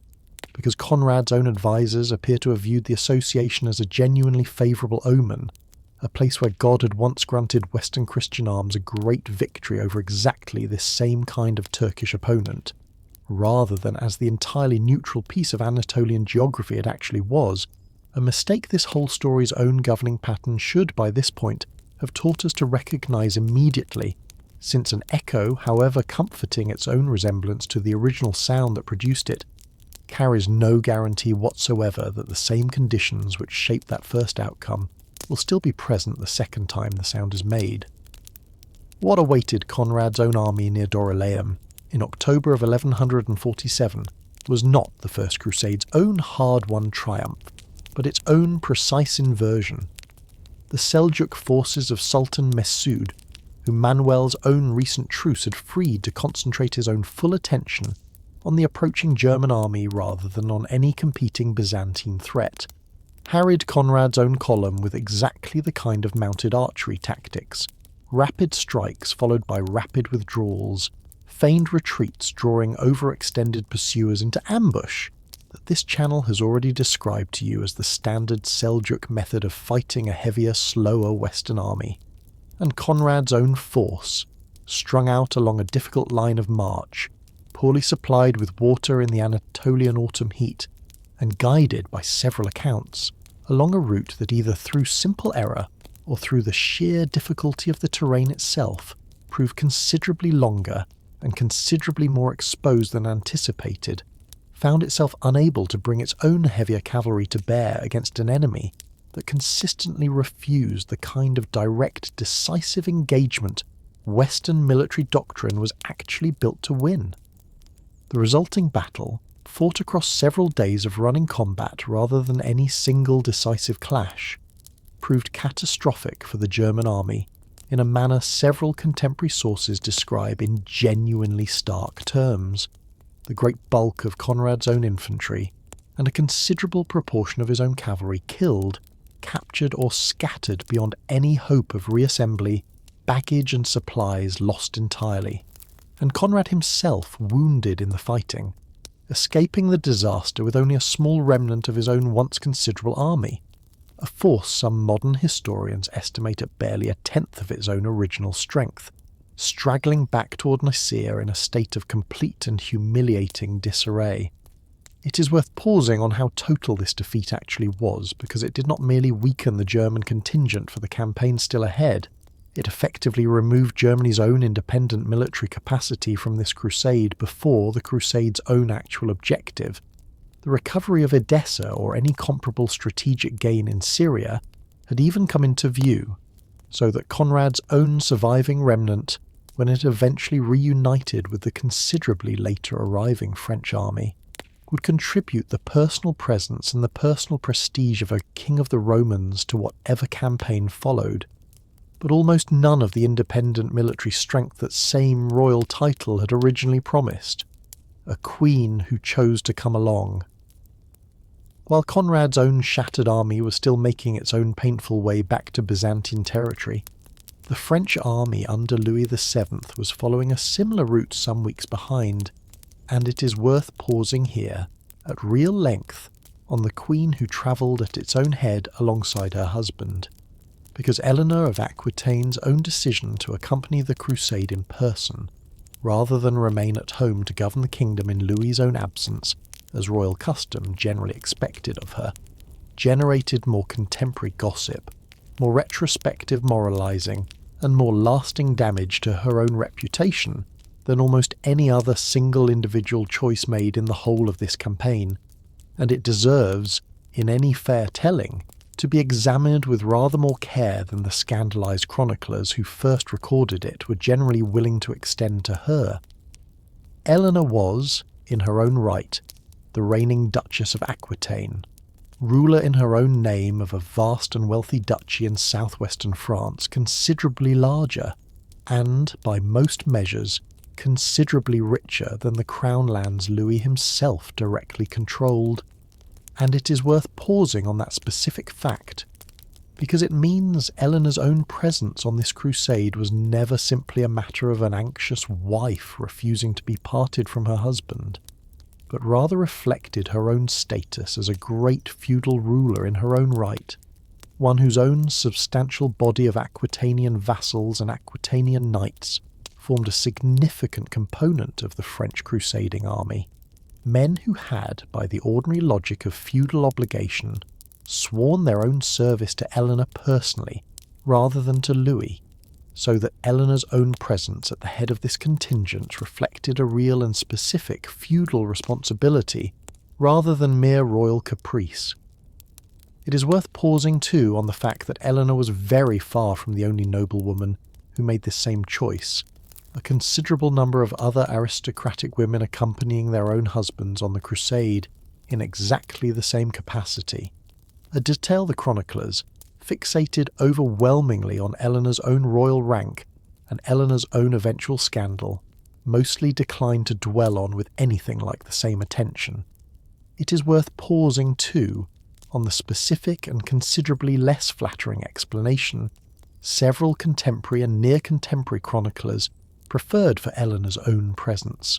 because a number of them, writing after the campaign's own eventual and very public unravelling, suggested that Eleanor had insisted on accompanying the army, chiefly out of a restless and inappropriate desire for adventure, unbecoming a queen, a characterisation that later medieval and even a considerable number of modern popular accounts have often repeated uncritically, and that deserves, in an honest telling, to be treated with real scepticism, because it is worth noticing how consistently medieval chroniclers reached for exactly this same explanation: feminine caprice and feminine vanity. Whenever a royal woman's own entirely reasonable and entirely explicable actions produced an outcome those same chroniclers needed to explain away. And it is worth remembering too that the marriage between Louis and Eleanor was already, by the time of Vézelay, a partnership under real and growing strain, a marriage that had so far produced only a single daughter, rather than the male heir a medieval kingdom's own dynastic security depended on, a fact that weighed, by every available account, considerably more heavily on both partners' own private anxieties than any of the chroniclers who preferred to write about feminine impulsiveness cared to explore in any depth. The French army, marching a route that largely paralleled the shattered German column some weeks ahead of it, reached Constantinople in October of 1147, and Louis's own relations with Manuel proved, if anything, even more strained than Conrad's own had been, complicated by Louis's own discovery, on his own arrival, of the full scale of the German disaster at Dorylaeum, and by a fresh round of mutual suspicion when French forces, learning of Manuel's own truce with the Seljuk Sultan, concluded, with exactly the same reasoning that had already seized hold of the German survivors, that Byzantine treachery bore direct responsibility for Conrad's own catastrophe, a suspicion several of Louis's own more hawkish advisers reportedly urged him to act on, by seizing Constantinople itself while the French army had the opportunity, a proposal Louis, to his own considerable credit, and against what several sources suggest was real pressure from within his own camp, ultimately declined to act on, choosing instead to maintain at least the outward appearance of alliance with an empire the Crusade could not realistically hope to succeed without, whatever its own soldiers privately suspected of Byzantine motives. Conrad's own surviving remnant rejoined the main body of the Crusade at this point, the German king himself, still recovering from his own wounds, travelling now essentially as Louis's own guest, rather than as an independent commander with any meaningful army still under his own direct control, and the combined force, considerably diminished from what either king had originally set out with, crossed into Anatolia in the early winter of 1147, following, this time, a route that hugged the Anatolian coastline rather than striking directly across the more dangerous interior, a choice made specifically in the hope of avoiding a repetition of the disaster that had already befallen Conrad's own army only weeks before, and that nonetheless still exposed the marching column to exactly the kind of difficult mountain terrain, harassing Turkish raids, and steadily worsening supply problems that would eventually produce the Crusades' own second great catastrophe of the winter. A vanguard that would not wait, and a king who nearly died on a rock. It is worth pausing at considerable length on the disaster that unfolded near Mount Cadmus in early January of 1148, because it represents in miniature almost every structural weakness this whole campaign had displayed since its own earliest planning. Poor coordination between separately commanded contingents, a fatal breakdown of discipline at exactly the moment discipline mattered most, and a near occurrence of the single worst possible outcome the entire expedition could have produced, the death or capture of the King of France himself in a mountain pass, halfway between the courts that had sent him and the holy city he had vowed to reach. The French army's own line of march, as it approached the difficult mountainous terrain around Mount Cadmus, had been divided, by Louis's own arrangement,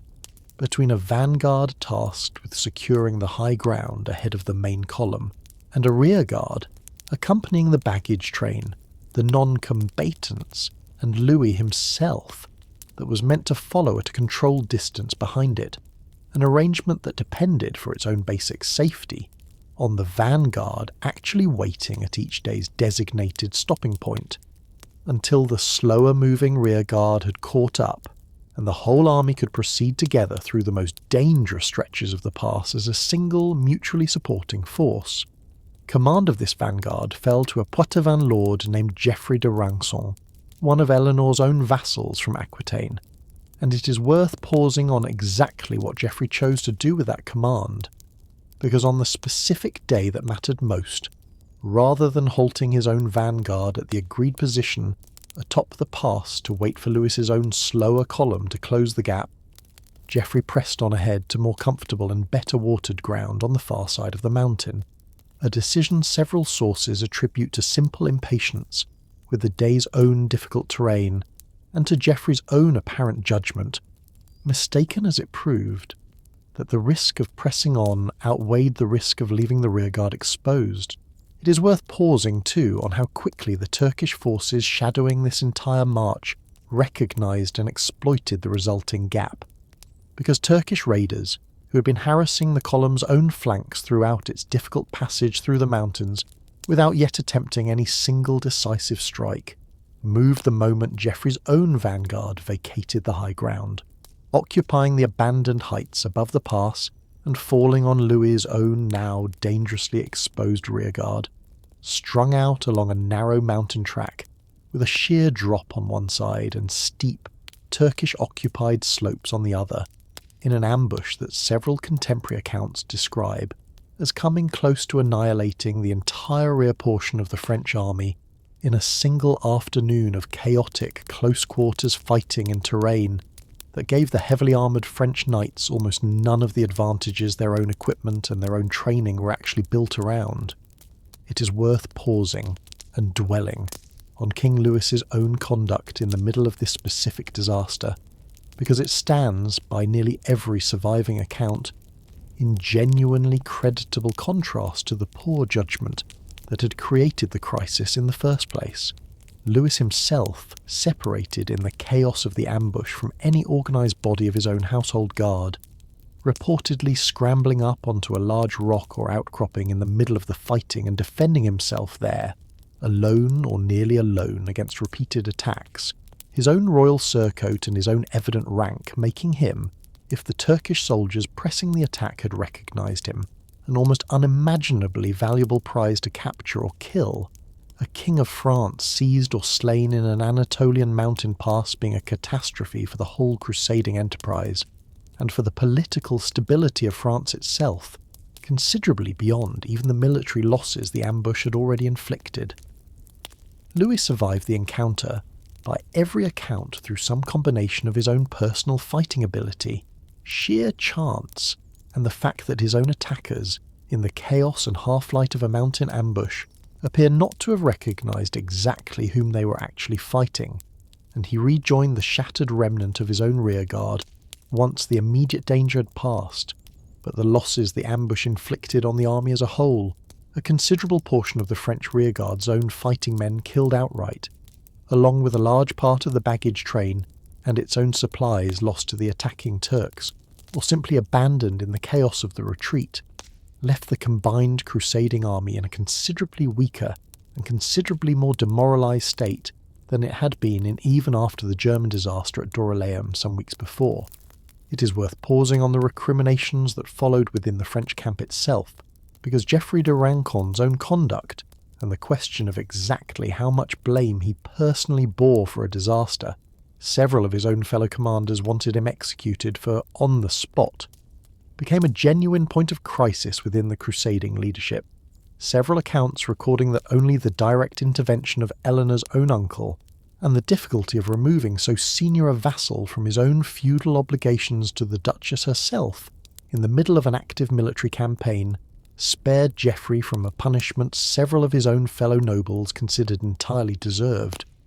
It is worth pausing too on how this same episode, because Geoffrey held his own command as one of Eleanor's own vassals rather than Louis's, became, in the whispered blame assigning that spread through the army's own ranks in the weeks that followed, entangled with a wider and considerably less fair pattern of suspicion directed at Eleanor herself, a pattern by which any misfortune connected, even loosely, and even through a chain of feudal obligation several steps removed from her own direct control, to Eleanor's own Aquitanian retinue was increasingly attributed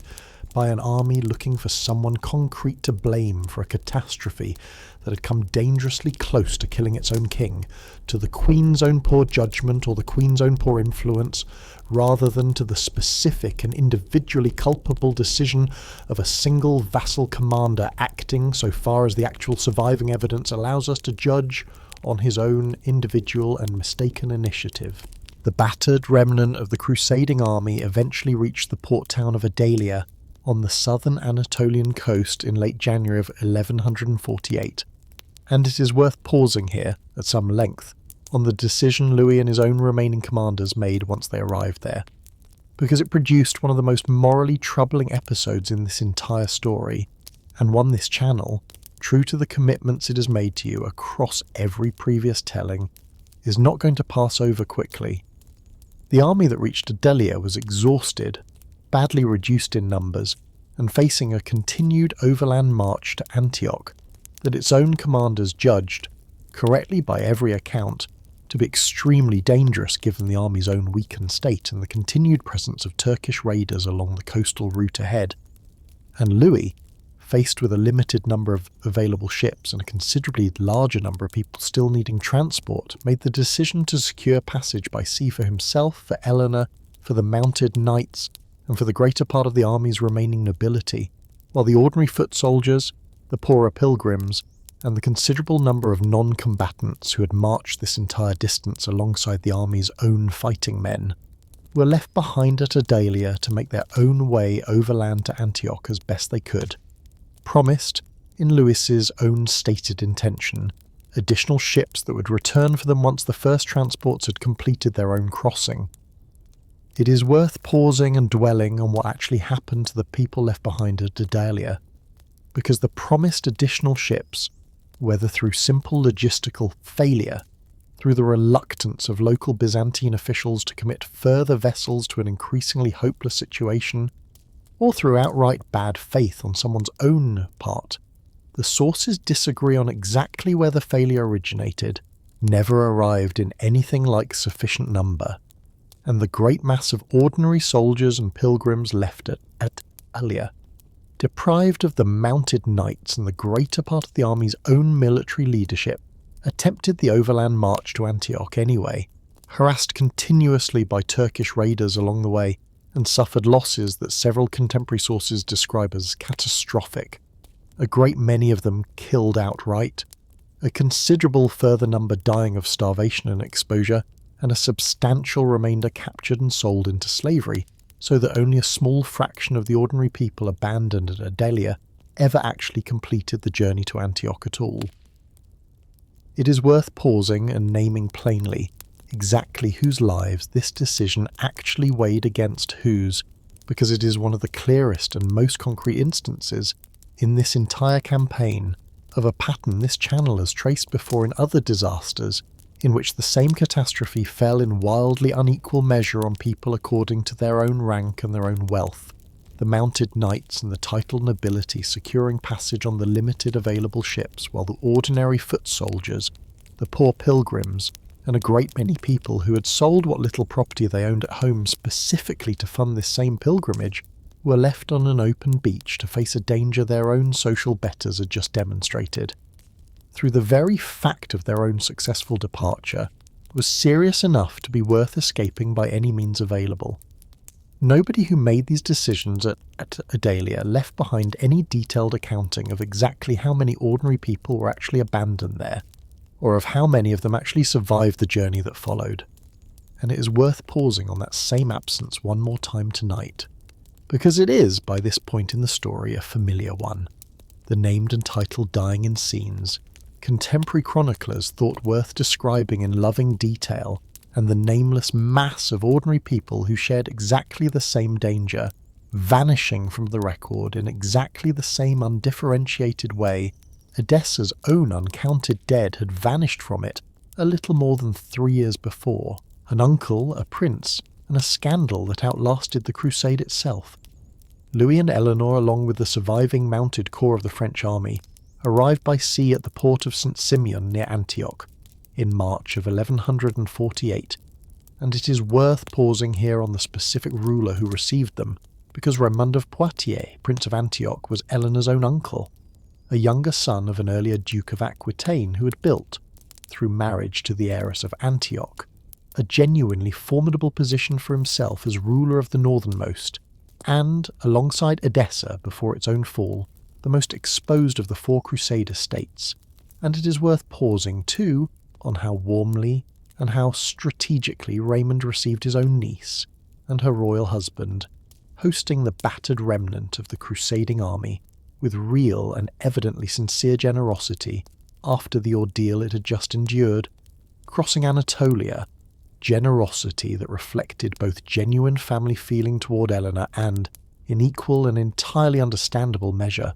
Raymond's own urgent practical need for exactly the kind of military reinforcement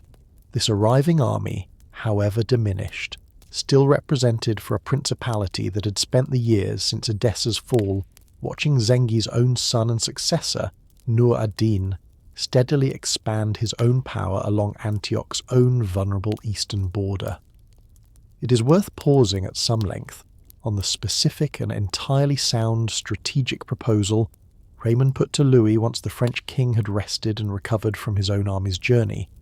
because it represents one of the clearest moments in this entire campaign where the Crusade's own leadership had, briefly, a genuinely promising military opportunity actually within its own grasp. An opportunity the campaign's own eventual failure makes it easy to forget was ever real at all. Raymond urged Louis to commit the newly arrived French army to a joint campaign against Aleppo, the city that had served as the original base of Zengi's own power, and that remained, under Nur ad-Din, the single most important Muslim stronghold in northern Syria, a target whose capture, Raymond argued with real strategic sophistication, would do more to reverse the loss of Edessa and to secure the whole northern flank of the Crusader states than any operation the Crusade could undertake anywhere else in the region, striking directly at the source of Zengid power rather than at some more distant or more symbolically resonant target further south. It is worth pausing too on why Louis, faced with this genuinely sound proposal from a prince whose own strategic judgment about the region's own military realities considerably exceeded that of a French king who had never before set foot east of Constantinople, ultimately declined to act on it, because the reasons, so far as the surviving sources allow us to reconstruct them, were tangled together in a way that makes this one of the more genuinely difficult moments in the whole campaign to assess fairly. Louis had, from the very outset of his own crusading vow, understood his own personal pilgrimage as fundamentally oriented toward Jerusalem itself,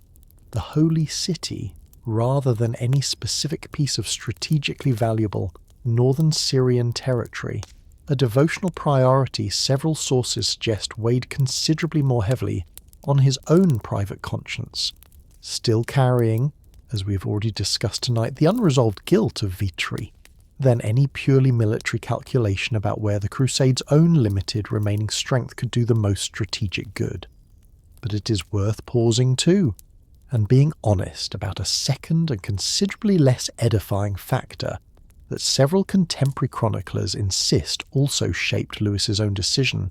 because rumours began to spread, within Raymond's own court at Antioch and soon well beyond it, of an inappropriately close relationship between Raymond and his own niece Eleanor, rumours serious enough that several sources report Louis himself grew convinced of them,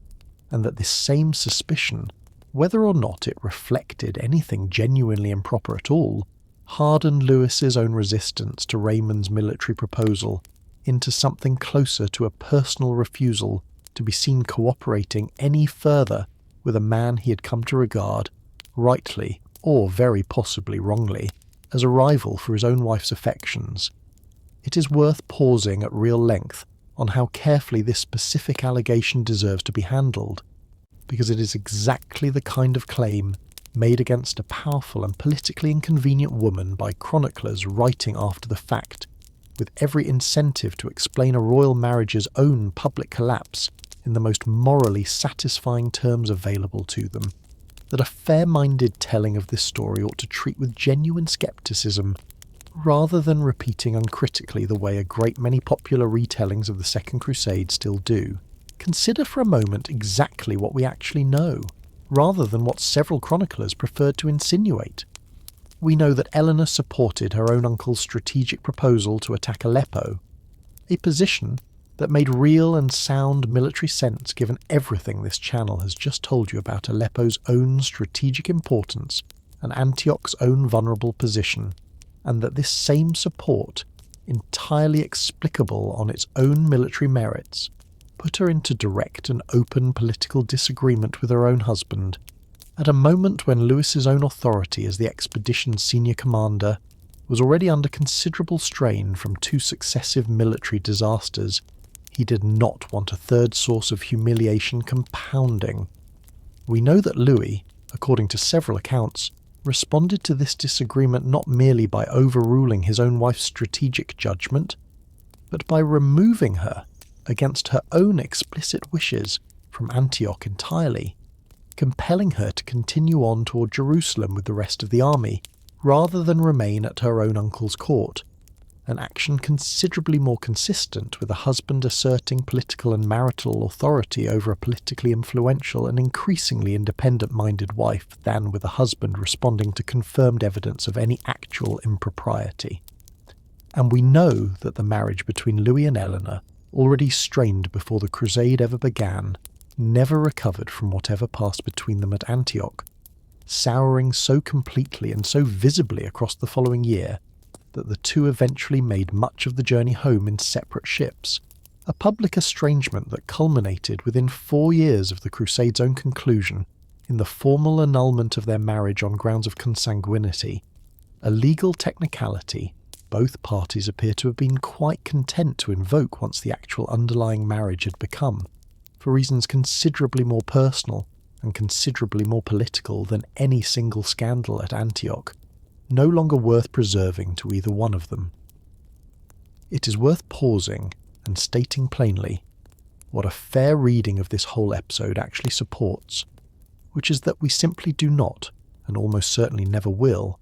know with any confidence whether Eleanor's own relationship with her uncle involved anything beyond ordinary and entirely appropriate family affection, and, on the specific question of Aleppo, entirely sound strategic agreement,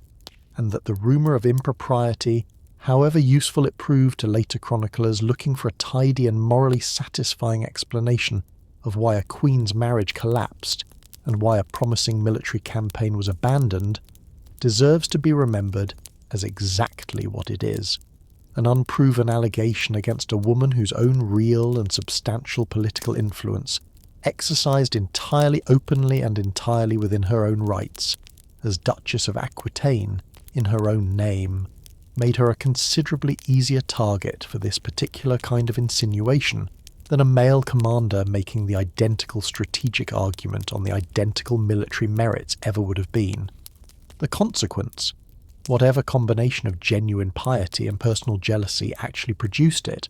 proved to be one of the single most costly missed opportunities of the entire campaign, because Louis's own refusal to commit the French army to Raymond's proposed campaign against Aleppo meant that the single most militarily promising target available to the Crusade at any point in its own 2 years of active campaigning was allowed to pass by entirely untouched. Nur ad-Din left free to continue consolidating exactly the kind of unified Muslim power in northern Syria that this channel has already told you Zengi had spent 2 decades building, while the crusading army that might, under different leadership or a different royal marriage, have struck a genuine and lasting blow against that same consolidation, instead continued south toward Jerusalem, arriving there in the late spring of 1148 to join forces with the one Crusader state whose own king had not yet had any real say in how this whole expedition, launched in the first place to avenge a catastrophe on his own kingdom's own northern border,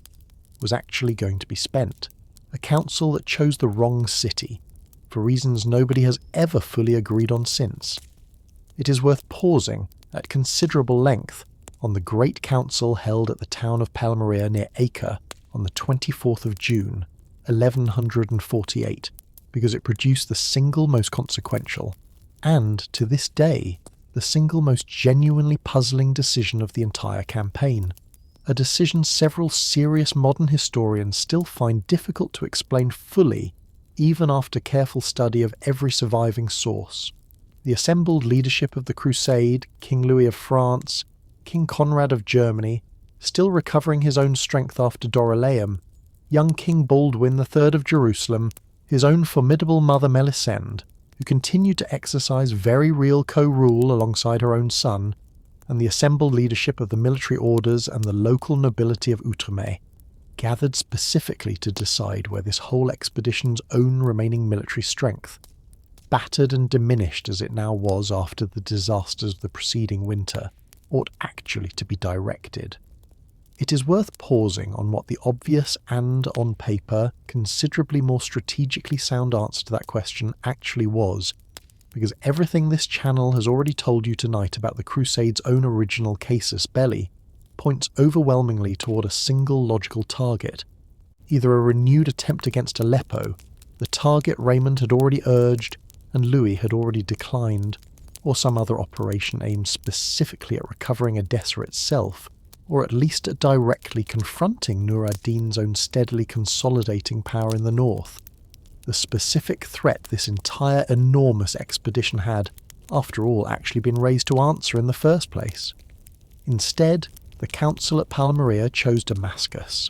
It is worth pausing at real length on why this choice struck contemporaries and continues to strike careful historians today as so genuinely strange.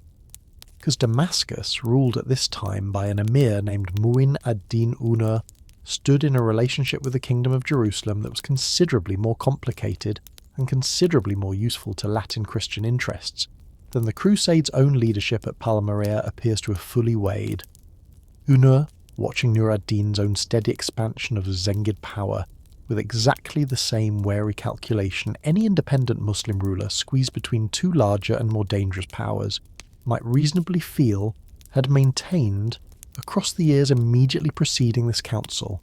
an informal but genuinely functional pattern of cooperation with the Kingdom of Jerusalem,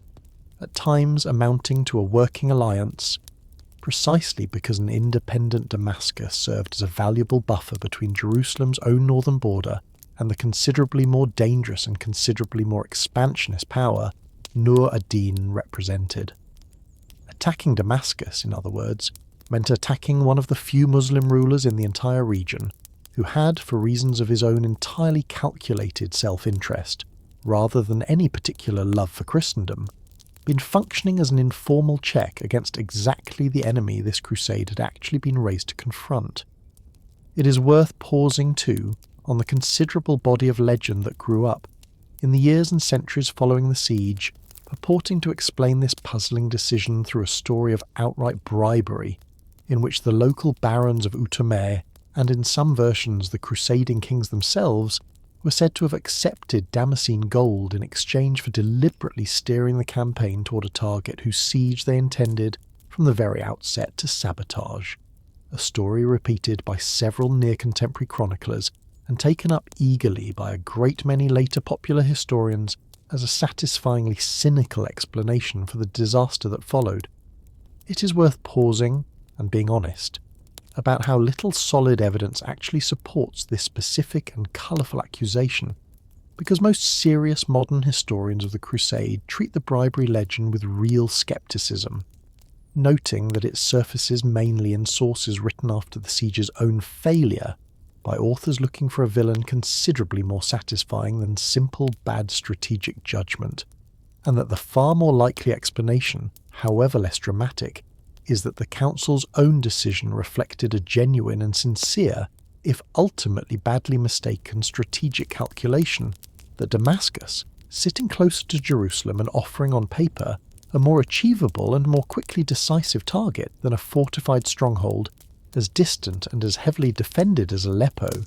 seemed to the assembled leadership like the more prudent choice for an army that had, after all, just spent a full year suffering one catastrophic loss after another and could not necessarily afford another long and uncertain campaign against the Crusade's own most formidable remaining opponent. It is worth naming this refusal to accept the more colourful legend plainly here,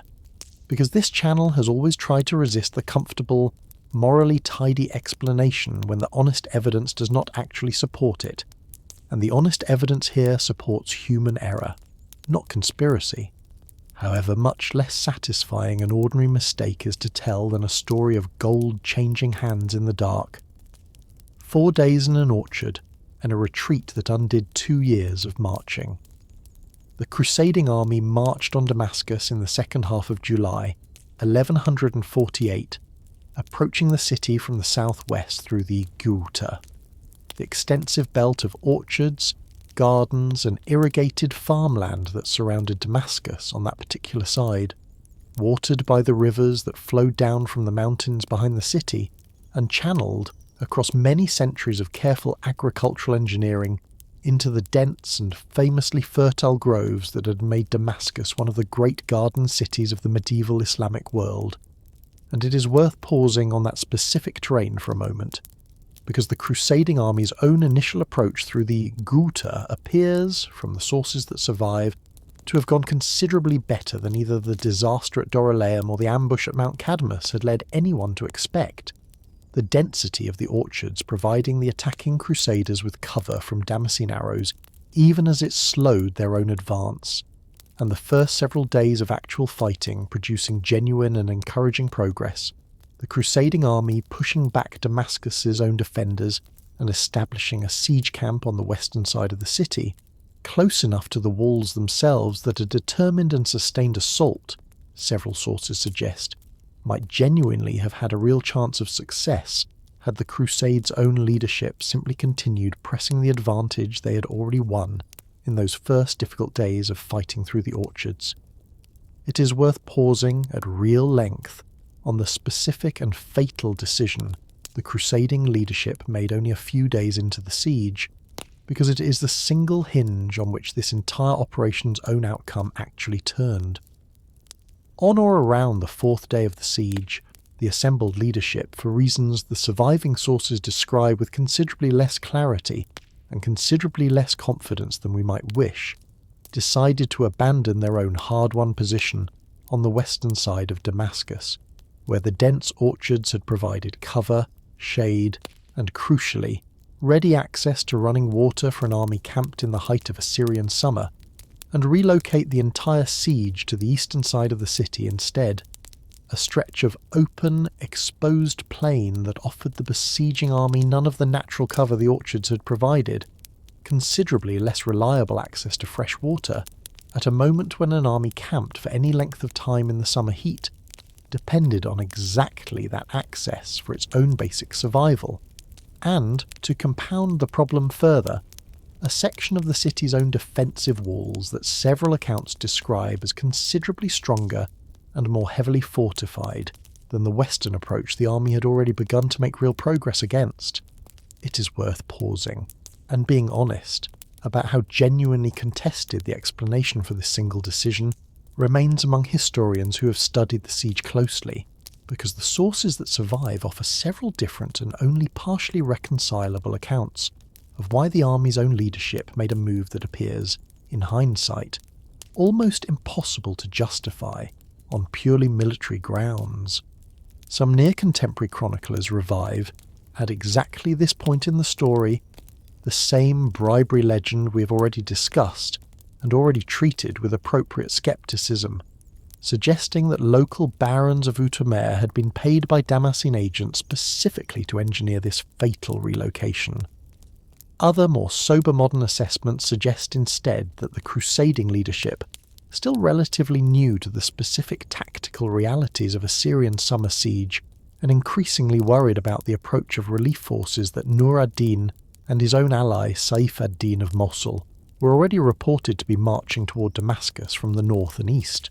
judged, mistakenly as it turned out, that the eastern approach, however less naturally defensible, offered some specific tactical advantage against those approaching relief armies,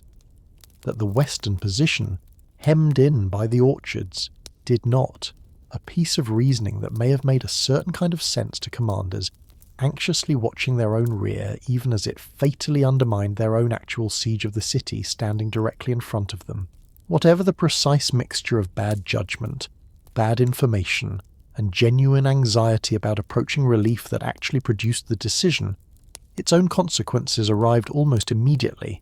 because the crusading army, now camped on the exposed eastern plain without the water and the shade the orchards had provided, found itself suffering badly under the full force of the Syrian summer heat, even as Damascus's own defenders, no longer facing the same disadvantageous terrain that had hampered them in the initial days of fighting, mounted an increasingly effective and increasingly confident defence of the city's own considerably stronger eastern walls. Word arrived, within days of the army's own relocation, that the relief forces of Nur ad-Din and Saif ad-Din were drawing steadily closer, a development that transformed the crusading leadership's own calculation almost overnight from a question of how best to press a siege that had, only a week before, seemed genuinely winnable, into an urgent and increasingly panicked question of whether the army, weakened by heat, thirst, and a stalled siege against strengthened defences, could survive being caught between the walls of Damascus in front of it and an approaching relief army behind it at all. It is worth pausing, at some length, on the actual council of war that the crusading leadership convened once the scale of this danger became fully apparent, because the decision that emerged from it, to abandon the siege entirely and retreat,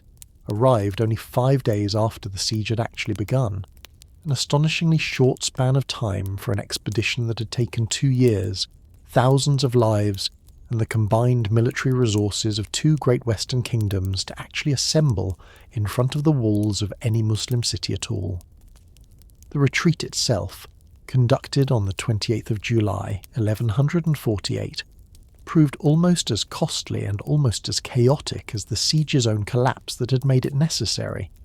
The withdrawing Crusader column harassed continuously by Damascene forces, now emboldened by the besiegers' own visible disarray, so that an army that had marched toward Damascus with what remained, even after Dorylaeum and Mount Cadmus, of genuine confidence and genuine hope of victory, straggled away from it having accomplished, in the specific and immediate military sense, nothing at all beyond the further loss of men, supplies, and whatever remained of the Crusade's own collective morale.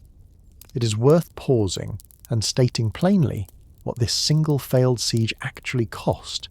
in terms considerably larger than the specific casualties suffered in the 5 days of fighting around Damascus itself, because the strategic damage the retreat inflicted on the whole position of the Crusader states in the Levant proved to be one of the single most consequential outcomes of this entire campaign.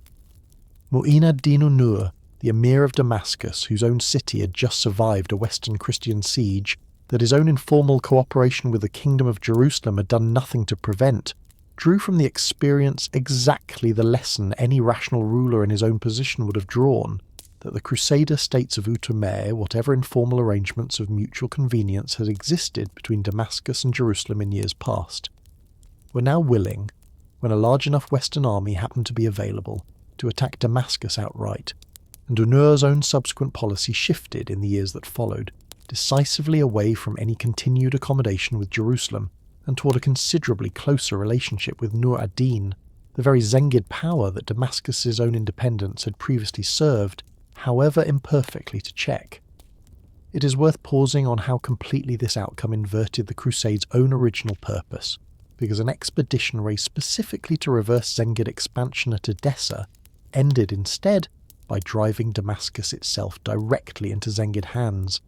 and when Nur ad-Din finally did absorb Damascus in 1154, he did so not through the kind of costly siege the Crusaders themselves had just failed to carry off, but through a largely peaceful transfer of allegiance from a population and a ruling class that had, by that point, concluded that alliance with Nur ad-Din offered considerably better protection against the Latin Christian kingdoms to their own south than any continued independence ever could, a unification of Muslim Syria under a single ruler that this same failed crusade, whatever its own original intentions, had done more than any single event of the preceding decade to actually bring about. 2 orders of fighting monks and a role that only kept growing after this campaign failed. It is worth pausing briefly on a specific institutional presence at Damascus this story has not yet paused to properly introduce, because the Knights Templar, founded some 3 decades before this campaign specifically to protect pilgrims travelling the roads of the Holy Land, and the Knights Hospitaller, an older charitable order that had, across those same decades, steadily transformed itself into a comparably formidable military institution in its own right. Both fought at the siege of Damascus as part of the assembled crusading army,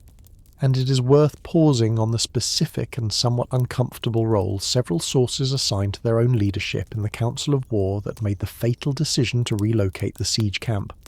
a decision some contemporaries attributed, in language that echoes the wider bribery legend this channel has already asked you to treat with real skepticism, to the military order's own supposed self-interest in prolonging a war whose continuation, cynics suggested, served their own institutional fundraising and recruitment considerably better than either a quick victory or a quick and humiliating defeat. It is worth pausing and being fair about how thin the actual evidence for that specific accusation against the military orders really is, resting on exactly the same kind of after-the-fact suspicion, offered by chroniclers looking for a concrete and morally satisfying villain to blame for an otherwise inexplicable tactical blunder, that this channel has already asked you to treat with real caution when it was levelled at the local barons of Outremer more generally, what is considerably less speculative and considerably more important for understanding the shape of the crusading movement in the decades that followed tonight's own story, is how much the military order's own reputation and practical authority actually grew rather than shrank in the aftermath of a crusade that had otherwise ended in such comprehensive humiliation for nearly everyone else involved in it, the Templars and Hospitallers alike emerging from the 12th century's own middle decades as increasingly indispensable, increasingly wealthy, and increasingly independent military institutions within the Crusader states, permanent professional garrisons in a way that neither a temporary royal expedition from France or Germany nor the ordinary feudal levies of Outremer's own local nobility could ever quite match, a development this channel has already told you in the story of the Third Crusade still to come, would shape the whole subsequent defence and the whole subsequent politics of the Crusader states for the remainder of their own existence in the Levant. Two kings going home by two very different roads. Conrad, his own German army effectively destroyed at Dorylaeum many months before, and his own participation in the Damascus campaign amounting by this point to little more than the presence of a wounded and increasingly disillusioned king, lending his own royal prestige to a siege he had no independent force left to meaningfully contribute to, departed the Holy Land for home not long after the retreat from Damascus, sailing first to Constantinople, where he spent the winter as Manuel's own guest in a stay that produced, somewhat unexpectedly given everything this same relationship had already suffered across the preceding year and a half, a genuine diplomatic reconciliation between the two rulers, sealed before Conrad's own eventual departure for Germany in the spring of 1149 by an alliance against their own mutual rival in southern Italy, the Norman kingdom of Sicily, a reminder worth pausing on that even a relationship as thoroughly poisoned by mutual suspicion as the one between Conrad and Manuel had proven across the whole of this campaign could still, once the specific pressures of a shared and failing military expedition were removed, resolve itself into something considerably more amicable than either man's own soldiers, still nursing their own grievances about Greek treachery, would likely have believed possible. Louis, by contrast, chose to remain in the Holy Land considerably longer,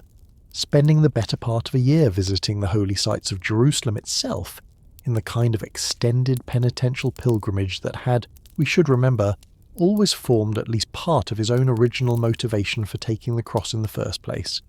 A pilgrimage several sources suggest brought Louis a measure of the personal spiritual comfort he had originally been seeking, whatever the military catastrophe surrounding it, even as it left the practical business of governing France to regents back home, and did nothing whatsoever to repair his own marriage to Eleanor, which continued to deteriorate steadily across these same months,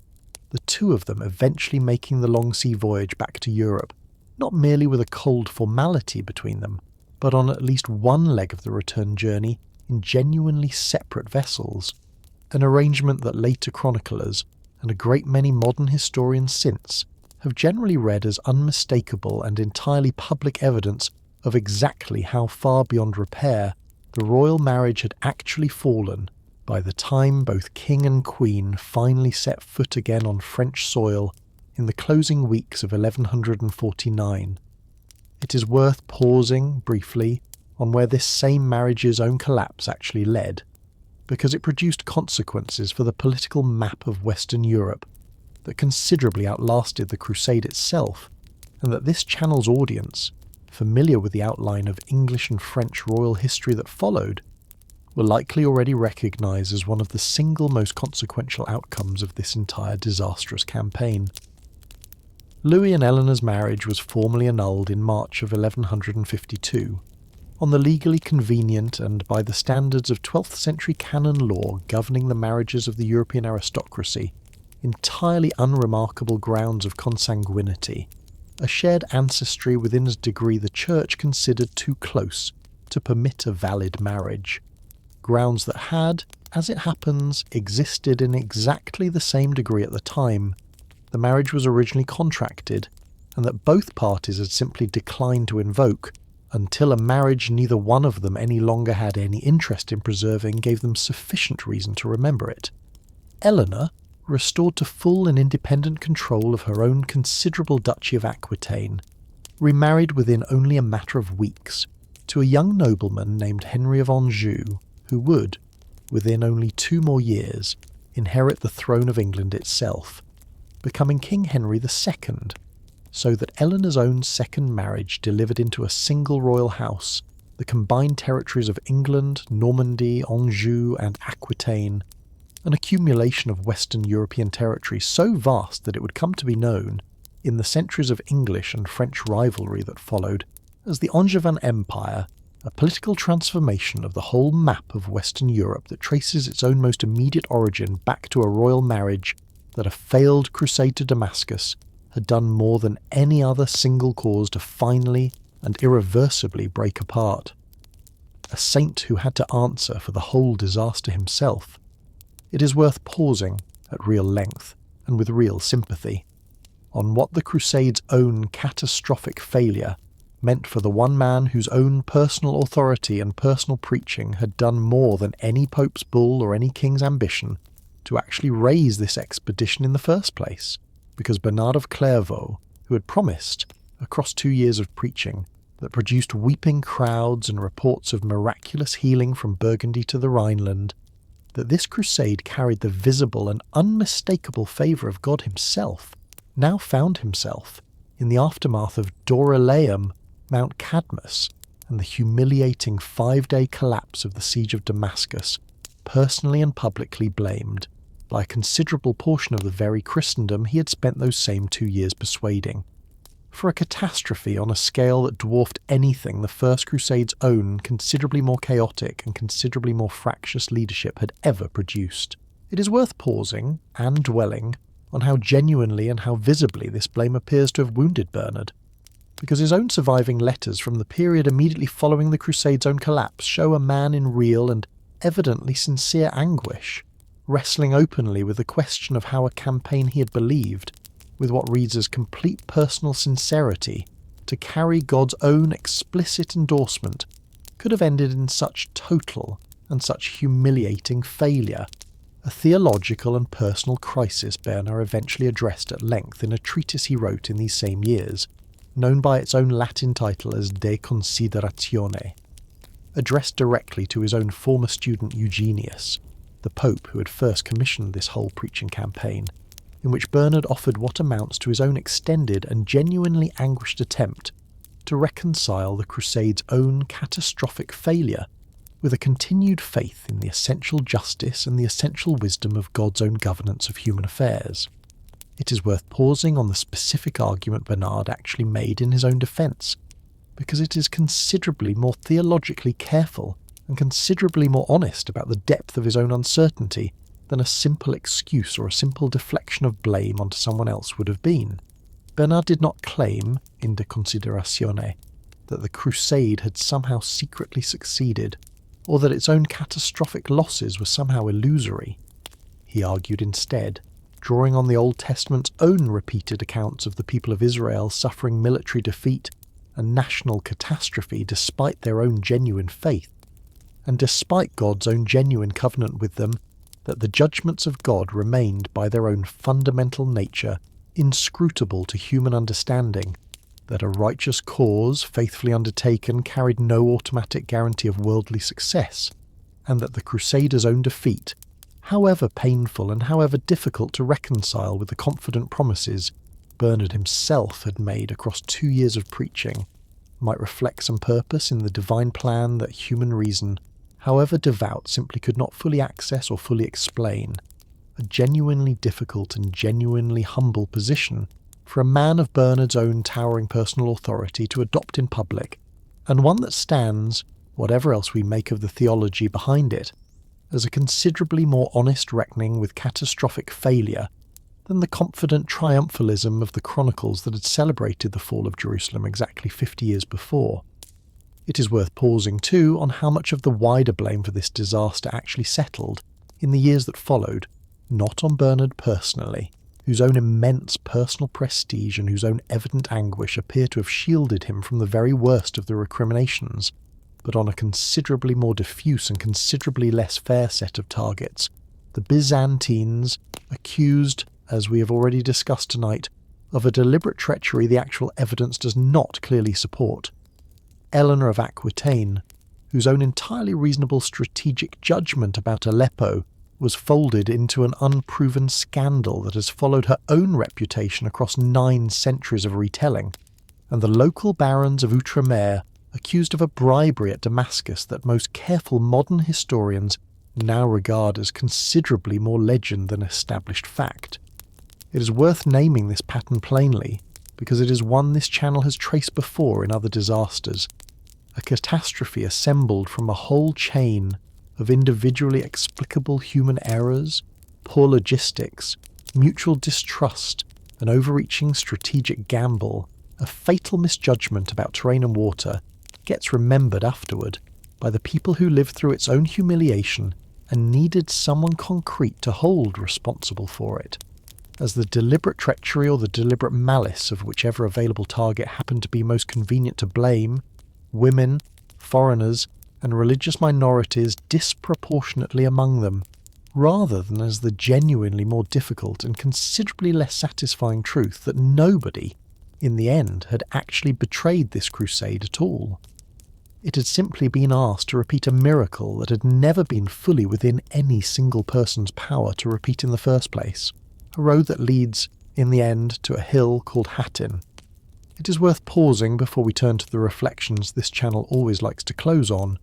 to trace the specific chain of consequence that ran forward from this single, failed siege at Damascus, because the Second Crusade's own true cost cannot be measured only in the dead of Dorylaeum, Mount Cadmus, and the retreat from the Ghouta, considerable as those losses already were, but in the geopolitical trajectory it set in motion for the whole of the Crusader states across the following 4 decades. Nur ad-Din, having watched Damascus survive a western siege that his own city of Aleppo had been spared only because the Crusading Council chose the wrong target, spent the years immediately following 1148 doing exactly what his own father Zengi had spent the 2 decades before that doing, patiently, methodically consolidating Muslim Syria under his own single rule, absorbing Damascus itself by peaceful transfer of allegiance in 1154, exactly as we have already told you tonight, and building, across the following 2 decades of his own reign, a unified Muslim Syrian state that the fractured competing emirates of the early 12th century had never been able to produce, a state whose own existence transformed the strategic position of the Crusader states from one of relative safety, surrounded by rivals too busy fighting each other to fully combine against them, into one of steadily mounting and increasingly existential danger. It is worth pausing too on the specific man who inherited and eventually surpassed Nur ad-Din's own achievement, because a Kurdish officer in Nur ad-Din's own service named Saladin, who first rose to real prominence campaigning in Egypt on his own master's behalf in the 1160s, would go on, following Nur ad-Din's own death in 1174, to inherit and then to unite under his own personal rule very nearly the entire span of territory Nur ad-Din had spent his own reign assembling: Egypt, Syria, and eventually northern Mesopotamia, besides achieving a scale of Muslim political and military unification that neither Zengi nor Nur ad-Din had ever quite managed to complete in full, and it was this same Saladin, commanding an army drawn from a genuinely unified Muslim world in a way that would have been simply unimaginable to any single emir of the early 12th century, who met the assembled army of the Kingdom of Jerusalem on a dry and waterless hillside called the Horns of Hattin in July of 1187, and there inflicted on the Crusader states a defeat so total and so far beyond anything the Second Crusade itself had suffered, that Jerusalem, the city whose recapture had originally set the entire crusading movement in motion nearly a full century before, fell to Saladin's own forces within a matter of months, ending 88 years of Latin Christian rule over the Holy City and setting in motion the Third Crusade, a story this channel may well tell you in full one night still to come. It is worth pausing and being careful about exactly how direct a line we can honestly draw between the Second Crusade's own failure at Damascus and the catastrophe at Hattin nearly 40 years later, because history rarely offers up a chain of cause and effect quite so tidy as a single failed siege producing, in some inevitable and mechanical fashion, a single subsequent battlefield disaster 4 decades on,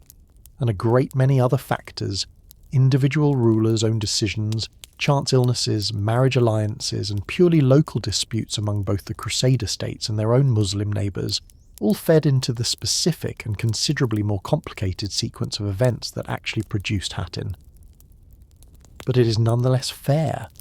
and this channel believes genuinely important to say that the Second Crusade's own failure removed what may well have been the last realistic opportunity the Crusader states ever had to prevent the specific outcome that eventually destroyed them, a chance to strike directly at Zengid power while it remained divided and comparatively weak,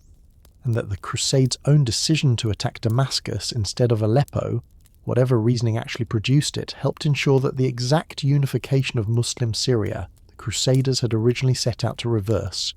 instead proceeded, across the following decades, essentially unopposed by any comparable Western military effort ever again mounted on this same scale. It is worth pausing finally on the honest and considerably imprecise numbers this whole campaign actually cost, because no source from the 12th century, and no historian working from those sources today, can offer anything better than a careful estimate rather than a genuine count. Modern historians generally estimate that Conrad's own German army lost somewhere in the range of 9/10 of its own original strength in the disaster at Dorylaeum alone, a mortality rate almost impossible to comprehend at the scale of an army that had numbered, by the more conservative estimates, some 20,000 men only weeks before. The French army's own losses at Mount Cadmus, and in the abandonment at Adalia, though somewhat less completely documented, appear by most careful estimates to have run into the many thousands as well, and the 5 days of fighting and the chaotic retreat from Damascus added a further, less precisely countable toll on top of all of it. Add together the dead of the Wendish Crusade's own inconclusive campaigns, the considerable casualties on both sides of the successful siege of Lisbon, and the scattered handful of Rhineland Jews killed before Bernard's own intervention could reach them, and the honest total, across every theatre this single crusading bull actually authorised, almost certainly reached well into the tens of thousands, a toll that dwarfs, by any reasonable comparison, the actual military gain the whole enterprise ultimately produced, which was, when the final accounting is made without any flattering exaggeration, precisely nothing at all in the region the Crusade had actually been raised to save. How we actually know any of this? It is worth pausing before we settle into the longer reflections this channel always likes to close a night on, to explain where a story with this much specific human detail, a queen's own disputed reputation, a monk tearing his own habit into makeshift crosses, a king clinging to a rock in a mountain pass, actually comes from, because the honest answer, as with every story this channel has told you before, is a scattered and unevenly preserved handful of chronicles, each written by a specific person with a specific set of loyalties and a specific set of blind spots, rather than any single, neutral, comprehensive record of the events themselves. The single most important source for the French expedition specifically is a chronicle, written by a monk named Odo of Douai,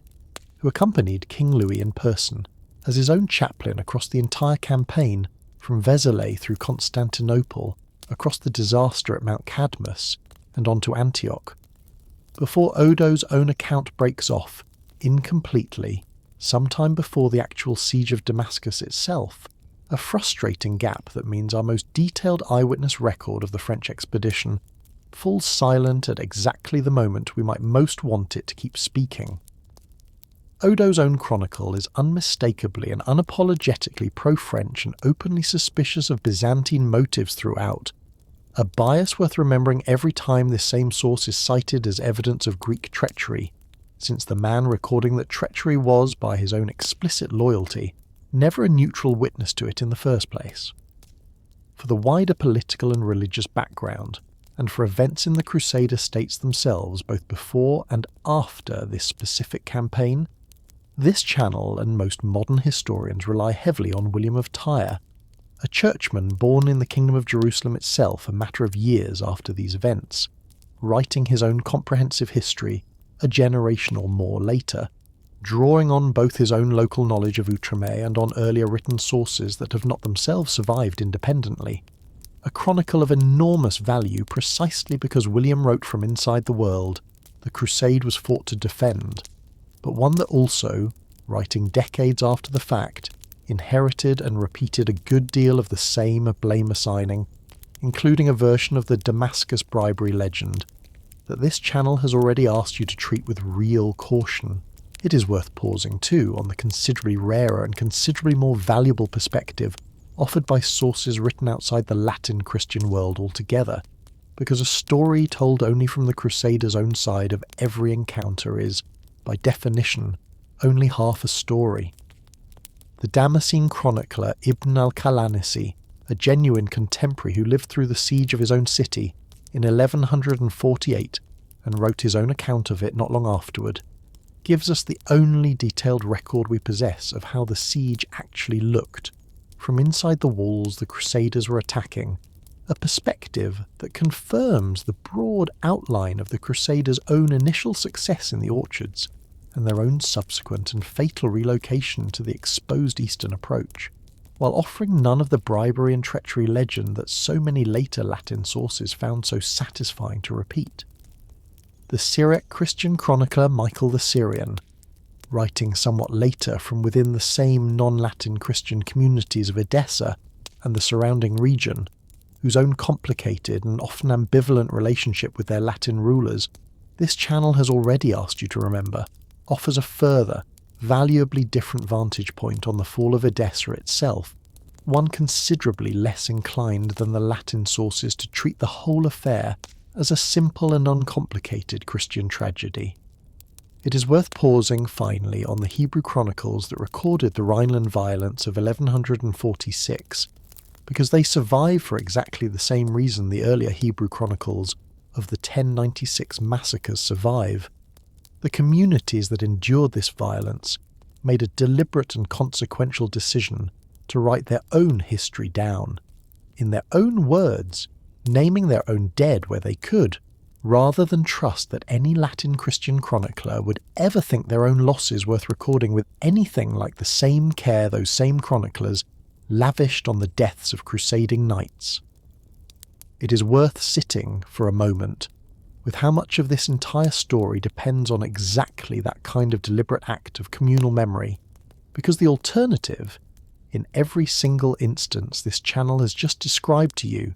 was near total silence. A silence this channel has tried, across every telling it has ever given you, to push back against wherever the surviving record actually allows it. Voices from the ranks, so far as anything of them survives at all.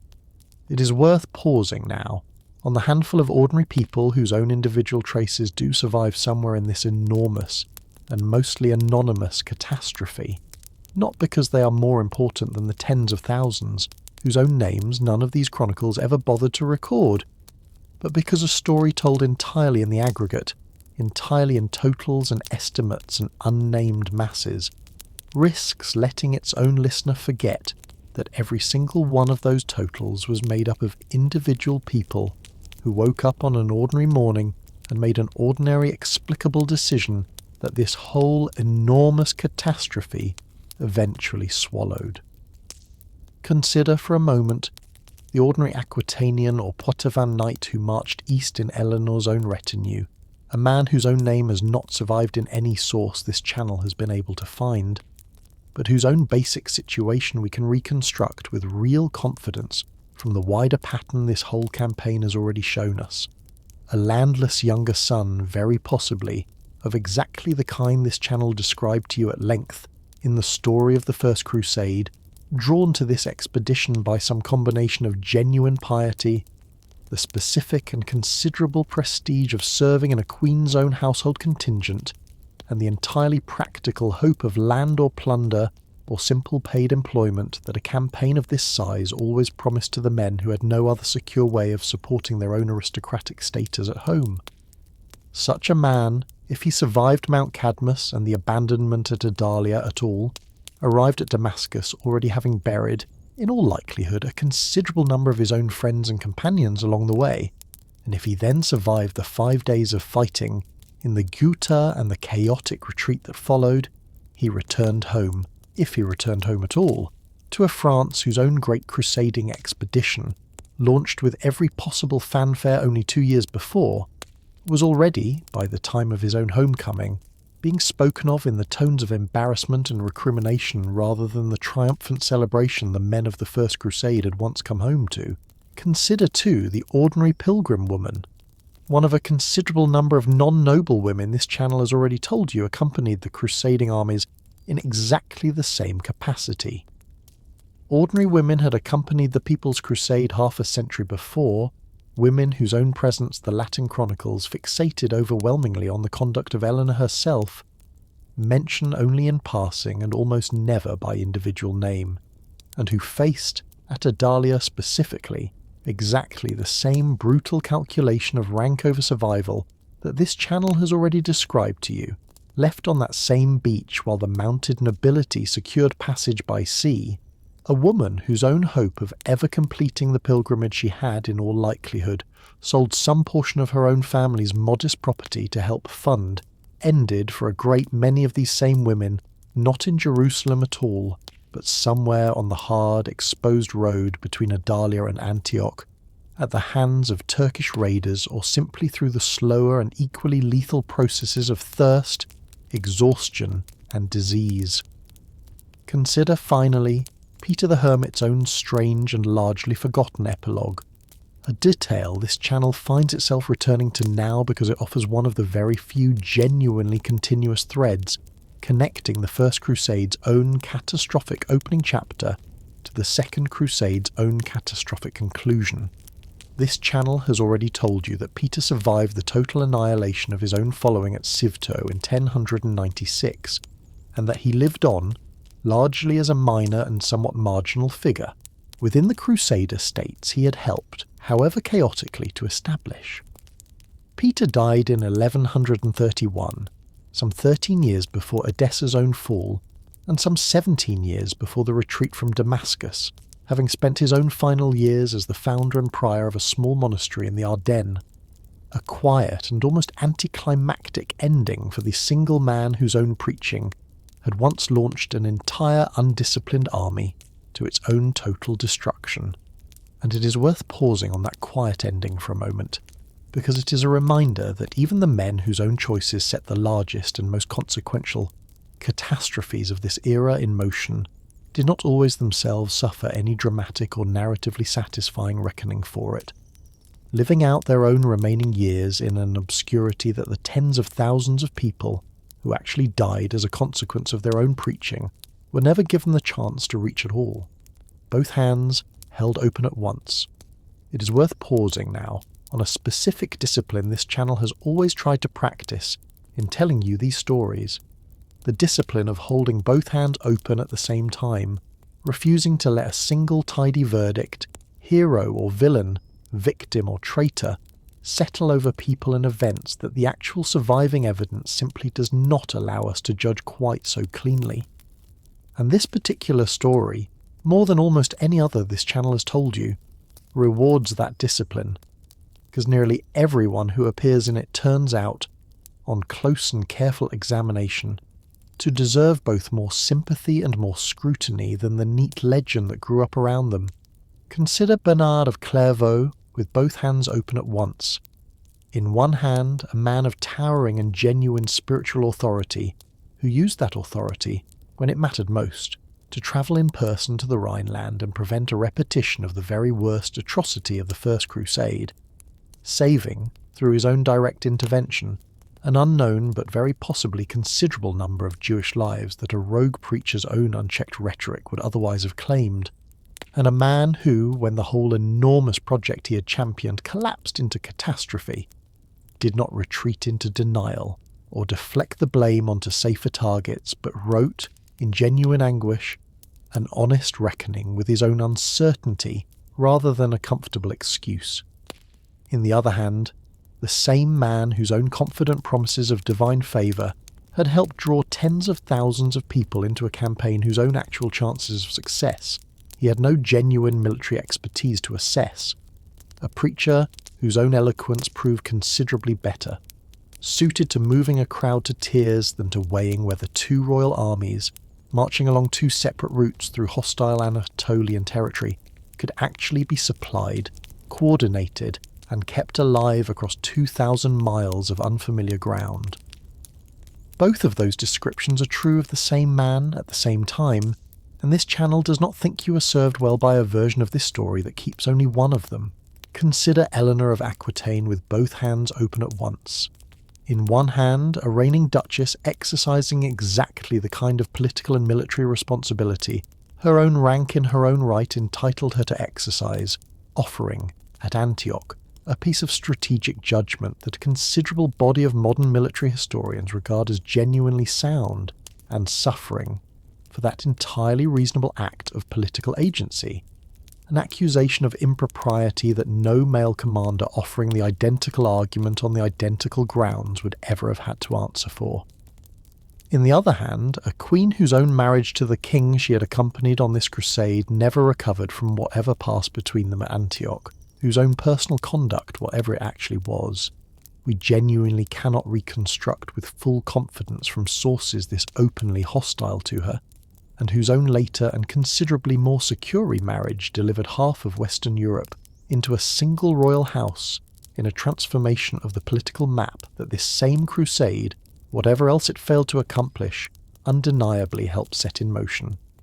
This channel is not in a position to tell you, with any honesty, exactly what happened at Antioch between a niece and her own uncle, and it would rather tell you that plainly than pretend to a certainty the surviving evidence simply does not support. Consider the Byzantine Empire and Manuel I Komnenos specifically, with both hands open at once. In one hand, an emperor whose own truce with the Seljuk Sultan reflected entirely rational statecraft in defence of his own empire's own borders, and whose own empire, contrary to the accusations of deliberate treachery that Western chroniclers reached for almost immediately,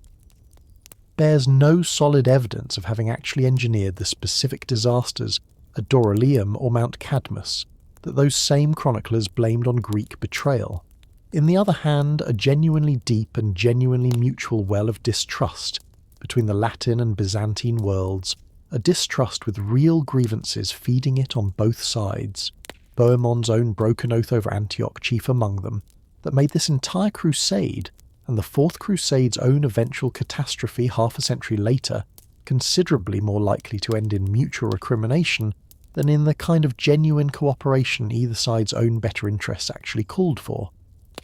And consider, one final time, the local barons of Outremer, accused across so many later chronicles of accepting Damascene bribes to sabotage a siege their own kingdom's own long-term security depended on succeeding, an accusation this channel has already told you the best modern scholarship regards, with real and considerable scepticism. It is worth pausing specifically on how much more comfortable that accusation made this whole disaster feel to the people who first told it, because a story of venal, corruptible local barons selling out a righteous crusade for gold offers a considerably tidier moral universe than the actual, more difficult truth that a coalition of sincere, pious, reasonably capable men, working with imperfect information and reasonable fear of an approaching relief army, made a specific tactical decision that turned out, in hindsight, to be catastrophically wrong, without any treachery being required to explain it at all. This channel has told you before, in other disasters, that human beings would generally rather believe in a villain than accept the possibility of an honest mistake at scale. And this same instinct, we can see clearly here, reached for exactly that same comfortable villain the moment this particular catastrophe needed explaining. A law this channel keeps finding, no matter which century it visits. It is worth pausing now on the specific pattern this whole story has traced for you across the preceding several hours, because it is the same pattern this channel has identified before, in other catastrophes, in other centuries, and it bears repeating plainly, one more time, here at the heart of tonight's reflection. Catastrophes of this scale are almost never the product of a single villain's own deliberate malice. However much more satisfying that explanation always proves to the people left standing in the wreckage, afterward looking for someone concrete to blame, they are instead assembled piece by piece out of a whole chain of individually reasonable decisions, a count who judged correctly that his own available forces could not relieve his own besieged capital, a vanguard commander who judged, mistakenly but not maliciously, that pressing on to better ground outweighed the risk of leaving the rearguard exposed, a council of war that judged, with genuine strategic reasoning however flawed in hindsight, that Damascus offered a more achievable target than Aleppo, a relocation of a siege camp made by men weighing real and immediate anxieties about an approaching relief army against a natural terrain advantage they judged, wrongly, they could afford to give up. Nobody, at any single decision point in this entire story, sat down and deliberately chose catastrophe. Every single person involved was, by the ordinary light of their own available information and their own reasonable fears, making the decision that seemed, to them, at that moment, like the sound and sensible one. And it was only the accumulation of all of those individually defensible decisions, layered one on top of another across 2 years and 2,000 miles, that produced an outcome not one of them, taken alone, would ever have chosen. It is worth pausing too on the specific echo this whole story has asked you to listen for since its very opening minutes, because we can now, having heard the whole of it, say something more precise about exactly how that echo actually behaved. An echo, as this channel told you at the very beginning of tonight's story, always returns fainter than the sound that produced it, and always returns at least a little distorted, and we have now watched that exact process unfold in specific, concrete, historical detail, again and again, across the whole length of this campaign. Urban's field sermon became Bernard's hillside sermon, the same shape, a crowd too large for any building, but arrived at now through deliberate imitation rather than genuine improvised necessity. The First Crusade's own accidental fracturing into 5 independent baronial armies became this Crusade's own deliberately different arrangement of 2 royal armies under 2 crowned kings, a structural change made specifically to avoid the earlier failure that nonetheless still reproduced in a new and specifically royal register exactly the same divided command and exactly the same mutual jealousy the earlier arrangement had produced. Dorylaeum itself, the site of the First Crusade's own greatest and most celebrated victory, became the site of this Crusade's own single worst catastrophe. The same ground, the same enemy, the same season of the year, producing the precise opposite result, because the specific conditions of numbers, terrain, alliance, and enemy disunity that had actually won the First Crusade, its own victory, they were never in fact repeatable, simply by marching an army back to the same coordinates on a map and hoping. This is, this channel believes, the single most important thing this whole story has to teach us, more important even than the specific fates of any of the individual people whose stories we have followed tonight. A society that has just lived through one genuinely improbable triumph will often conclude, understandably and even movingly, that the specific religious and moral framework which accompany that triumph must itself have been the cause of it, and will reach, the next time crisis strikes, for exactly the same framework, the same sermon, the same promise, the same word shouted by a new crowd, confident that repeating the ritual will reproduce the result. It hardly ever does, because the actual outcome of any war, any siege, any march across 2,000 miles of hostile territory depends far more on the unglamorous and largely unrepeatable particulars of supply, terrain, timing, and the specific state of an enemy's own internal unity at that specific moment than on the sincerity or the intensity of the faith carried by the army attempting it, a truth Bernard of Clairvaux himself, in the genuine anguish of de consideration, appears to have arrived at, in his own way, only after the echo he had helped call up had already returned to him fainter and stranger and very much more costly than he had ever imagined it would, a pattern that did not stay behind in the 12th century. It is worth pausing, before we let this story settle fully into the past where it belongs, on how recognisable this same pattern remains, once you know to look for it, well beyond the specific dates and the specific names this particular telling has asked you to hold in your head tonight. This channel is not going to draw the comparison too tightly, because doing so would flatten 9 centuries of genuinely different circumstance into a single glib parallel. this story does not actually need in order to matter to you, but it is worth noticing gently how often a later generation, inheriting the memory of some earlier triumph it did not itself win, reaches for the outward form of that earlier success, the same rhetoric, the same institutions, the same confident promises, in circumstances that no longer actually resemble the ones that produced the original result, and discovers, often at very great and very avoidable cost, that a strategy is not made sound again merely by the sincerity or the intensity of the belief that is poured back into repeating it. It is worth pausing too on how completely this story's own central catastrophe, the retreat from Damascus after only 5 days, has been swallowed by the far larger and far more famous history that followed it,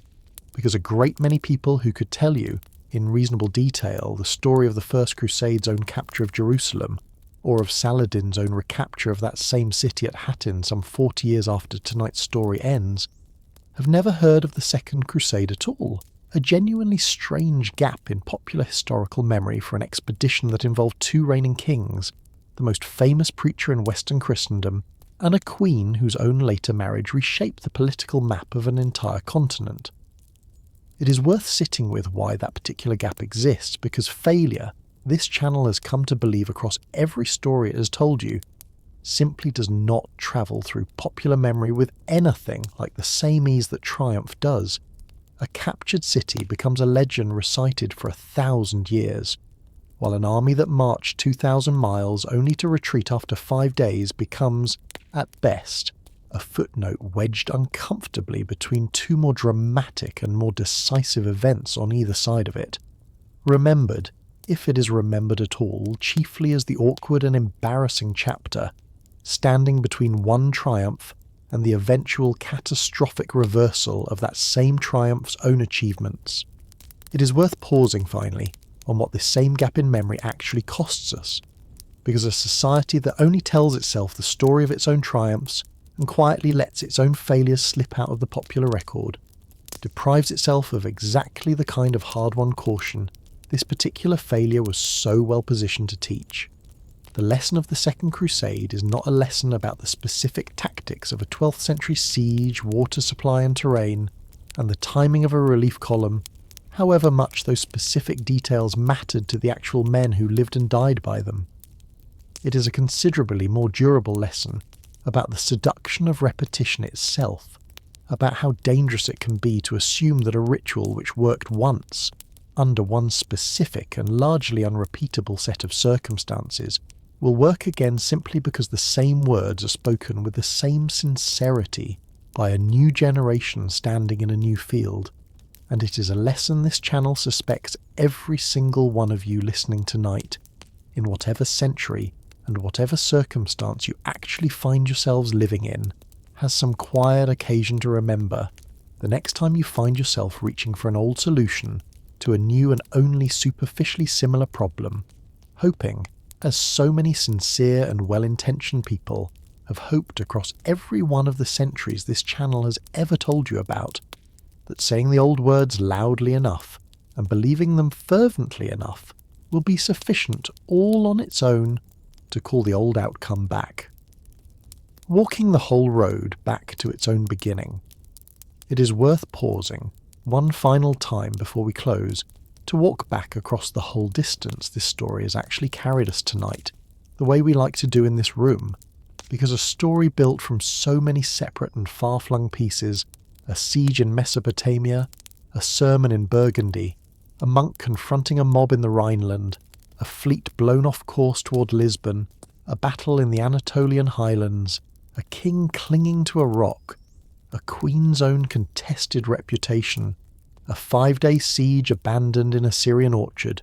rewards being gathered up one more time into a single connected line before we let it go. It began, as we have seen, with an absent count and a besieged city, Edessa falling on a single Christmas Eve, because Jocelyn II had let his own capital's defences decay through simple neglect, and could not, or would not, come to relieve it once Zengi's own patient siege finally broke through.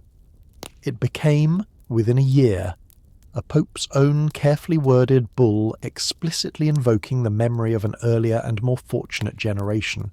and a king already carrying the private weight of an earlier massacre at Vitry finding, in that same bull, exactly the vehicle for penance his own conscience appears to have already been searching for. It became a monk's own hillside sermon at Vézelay, and the same monk's own considerably harder-won persuasion of a reluctant German king at Speyer, and that same monk's own personal journey into the Rhineland to stop a second Jewish massacre before it could fully repeat the horror of the first one. A genuine moral victory this channel does not want you to forget sits inside this same story alongside so much failure. It became, at the very same time and in places this story's own popular memory has mostly since forgotten, a genuinely successful siege of Lisbon won by a storm-driven fleet, and an opportunistic Portuguese king, and a considerably more ambiguous campaign against the pagan Wends that first stretched the whole logic of crusading indulgence toward conquests that had nothing to do with Jerusalem at all.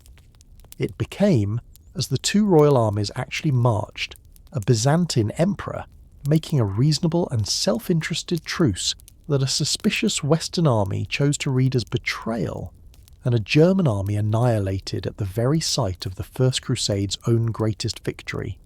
and a French rearguard nearly destroyed in a mountain pass because a single vanguard commander pressed on ahead when he should have waited, and an entire beach full of ordinary foot soldiers and pilgrims left behind at Adalia, while their own social betters sailed on without them. It became a scandal at Antioch that we still cannot, in fairness, fully resolve,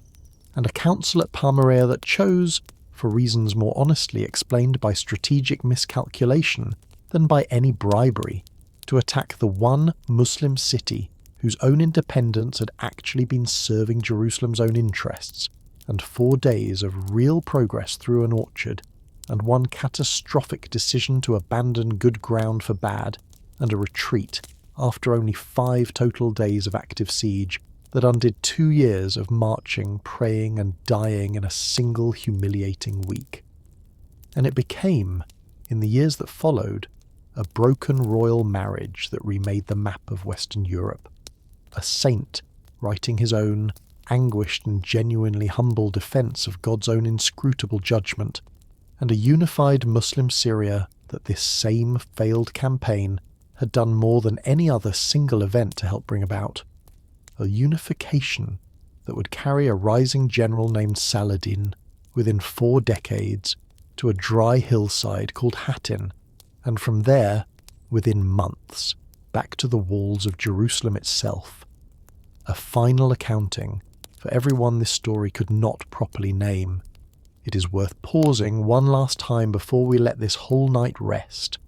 On everyone this story has already told you it could not fully account for, because a fair telling owes its own listener that final, honest reckoning before it allows itself to close. We do not know how many of the ordinary Armenian and Syriac townspeople of Edessa actually died crushed in that single desperate crowd at the postern gate on Christmas Eve,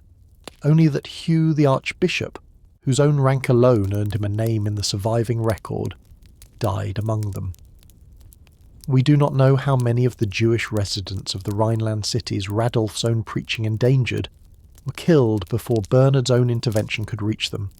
only that a man named Simon of Trier was among the small handful the Hebrew chronicles thought to preserve by name out of what was very likely a considerably larger toll. We do not know how many ordinary Aquitanian and Poitevin knights, drawn east by piety and by the hope of land they could never have inherited at home, never lived to see whether Jerusalem was worth what it had cost them. We do not know how many pilgrim women, travelling in the company of husbands and fathers whose own names the chronicles occasionally bothered to record, died somewhere on the exposed road between Adalia and Antioch after the ships that were supposed to carry them onward simply never returned. We do not know, with any real precision, how many soldiers on either side, Turkish or German, Damascene or French, actually died in the running battles near Dorylaeum, in the ambush at Mount Cadmus, or in the 5 days of fighting through the orchards and the open plain outside Damascus. only that every reasonably careful modern estimate places the total human cost of this whole failed enterprise across every one of its scattered fronts, somewhere in the many tens of thousands, a number this channel has already told you tonight, and that bears one final quiet repetition here, because a number spoken only once slips out of memory almost as easily as the individual names none of these chronicles ever bothered to set down in the first place. It is worth pausing too on how strange and how oddly consoling it can be, at this hour of the night, to sit for a moment with just how completely most of this vast and costly enterprise has actually vanished. How few of the tens of thousands who marched and starved and fought and drowned and bled out slowly on some nameless Anatolian hillside left behind anything at all beyond the fact of their own participation in a total that a handful of medieval chroniclers, writing from the comfortable remove of a monastery scriptorium months or years after the events themselves, thought worth setting down as a single approximate figure. It is worth remembering gently that this is true of nearly everyone who has ever lived in every century, including, in the fullness of time,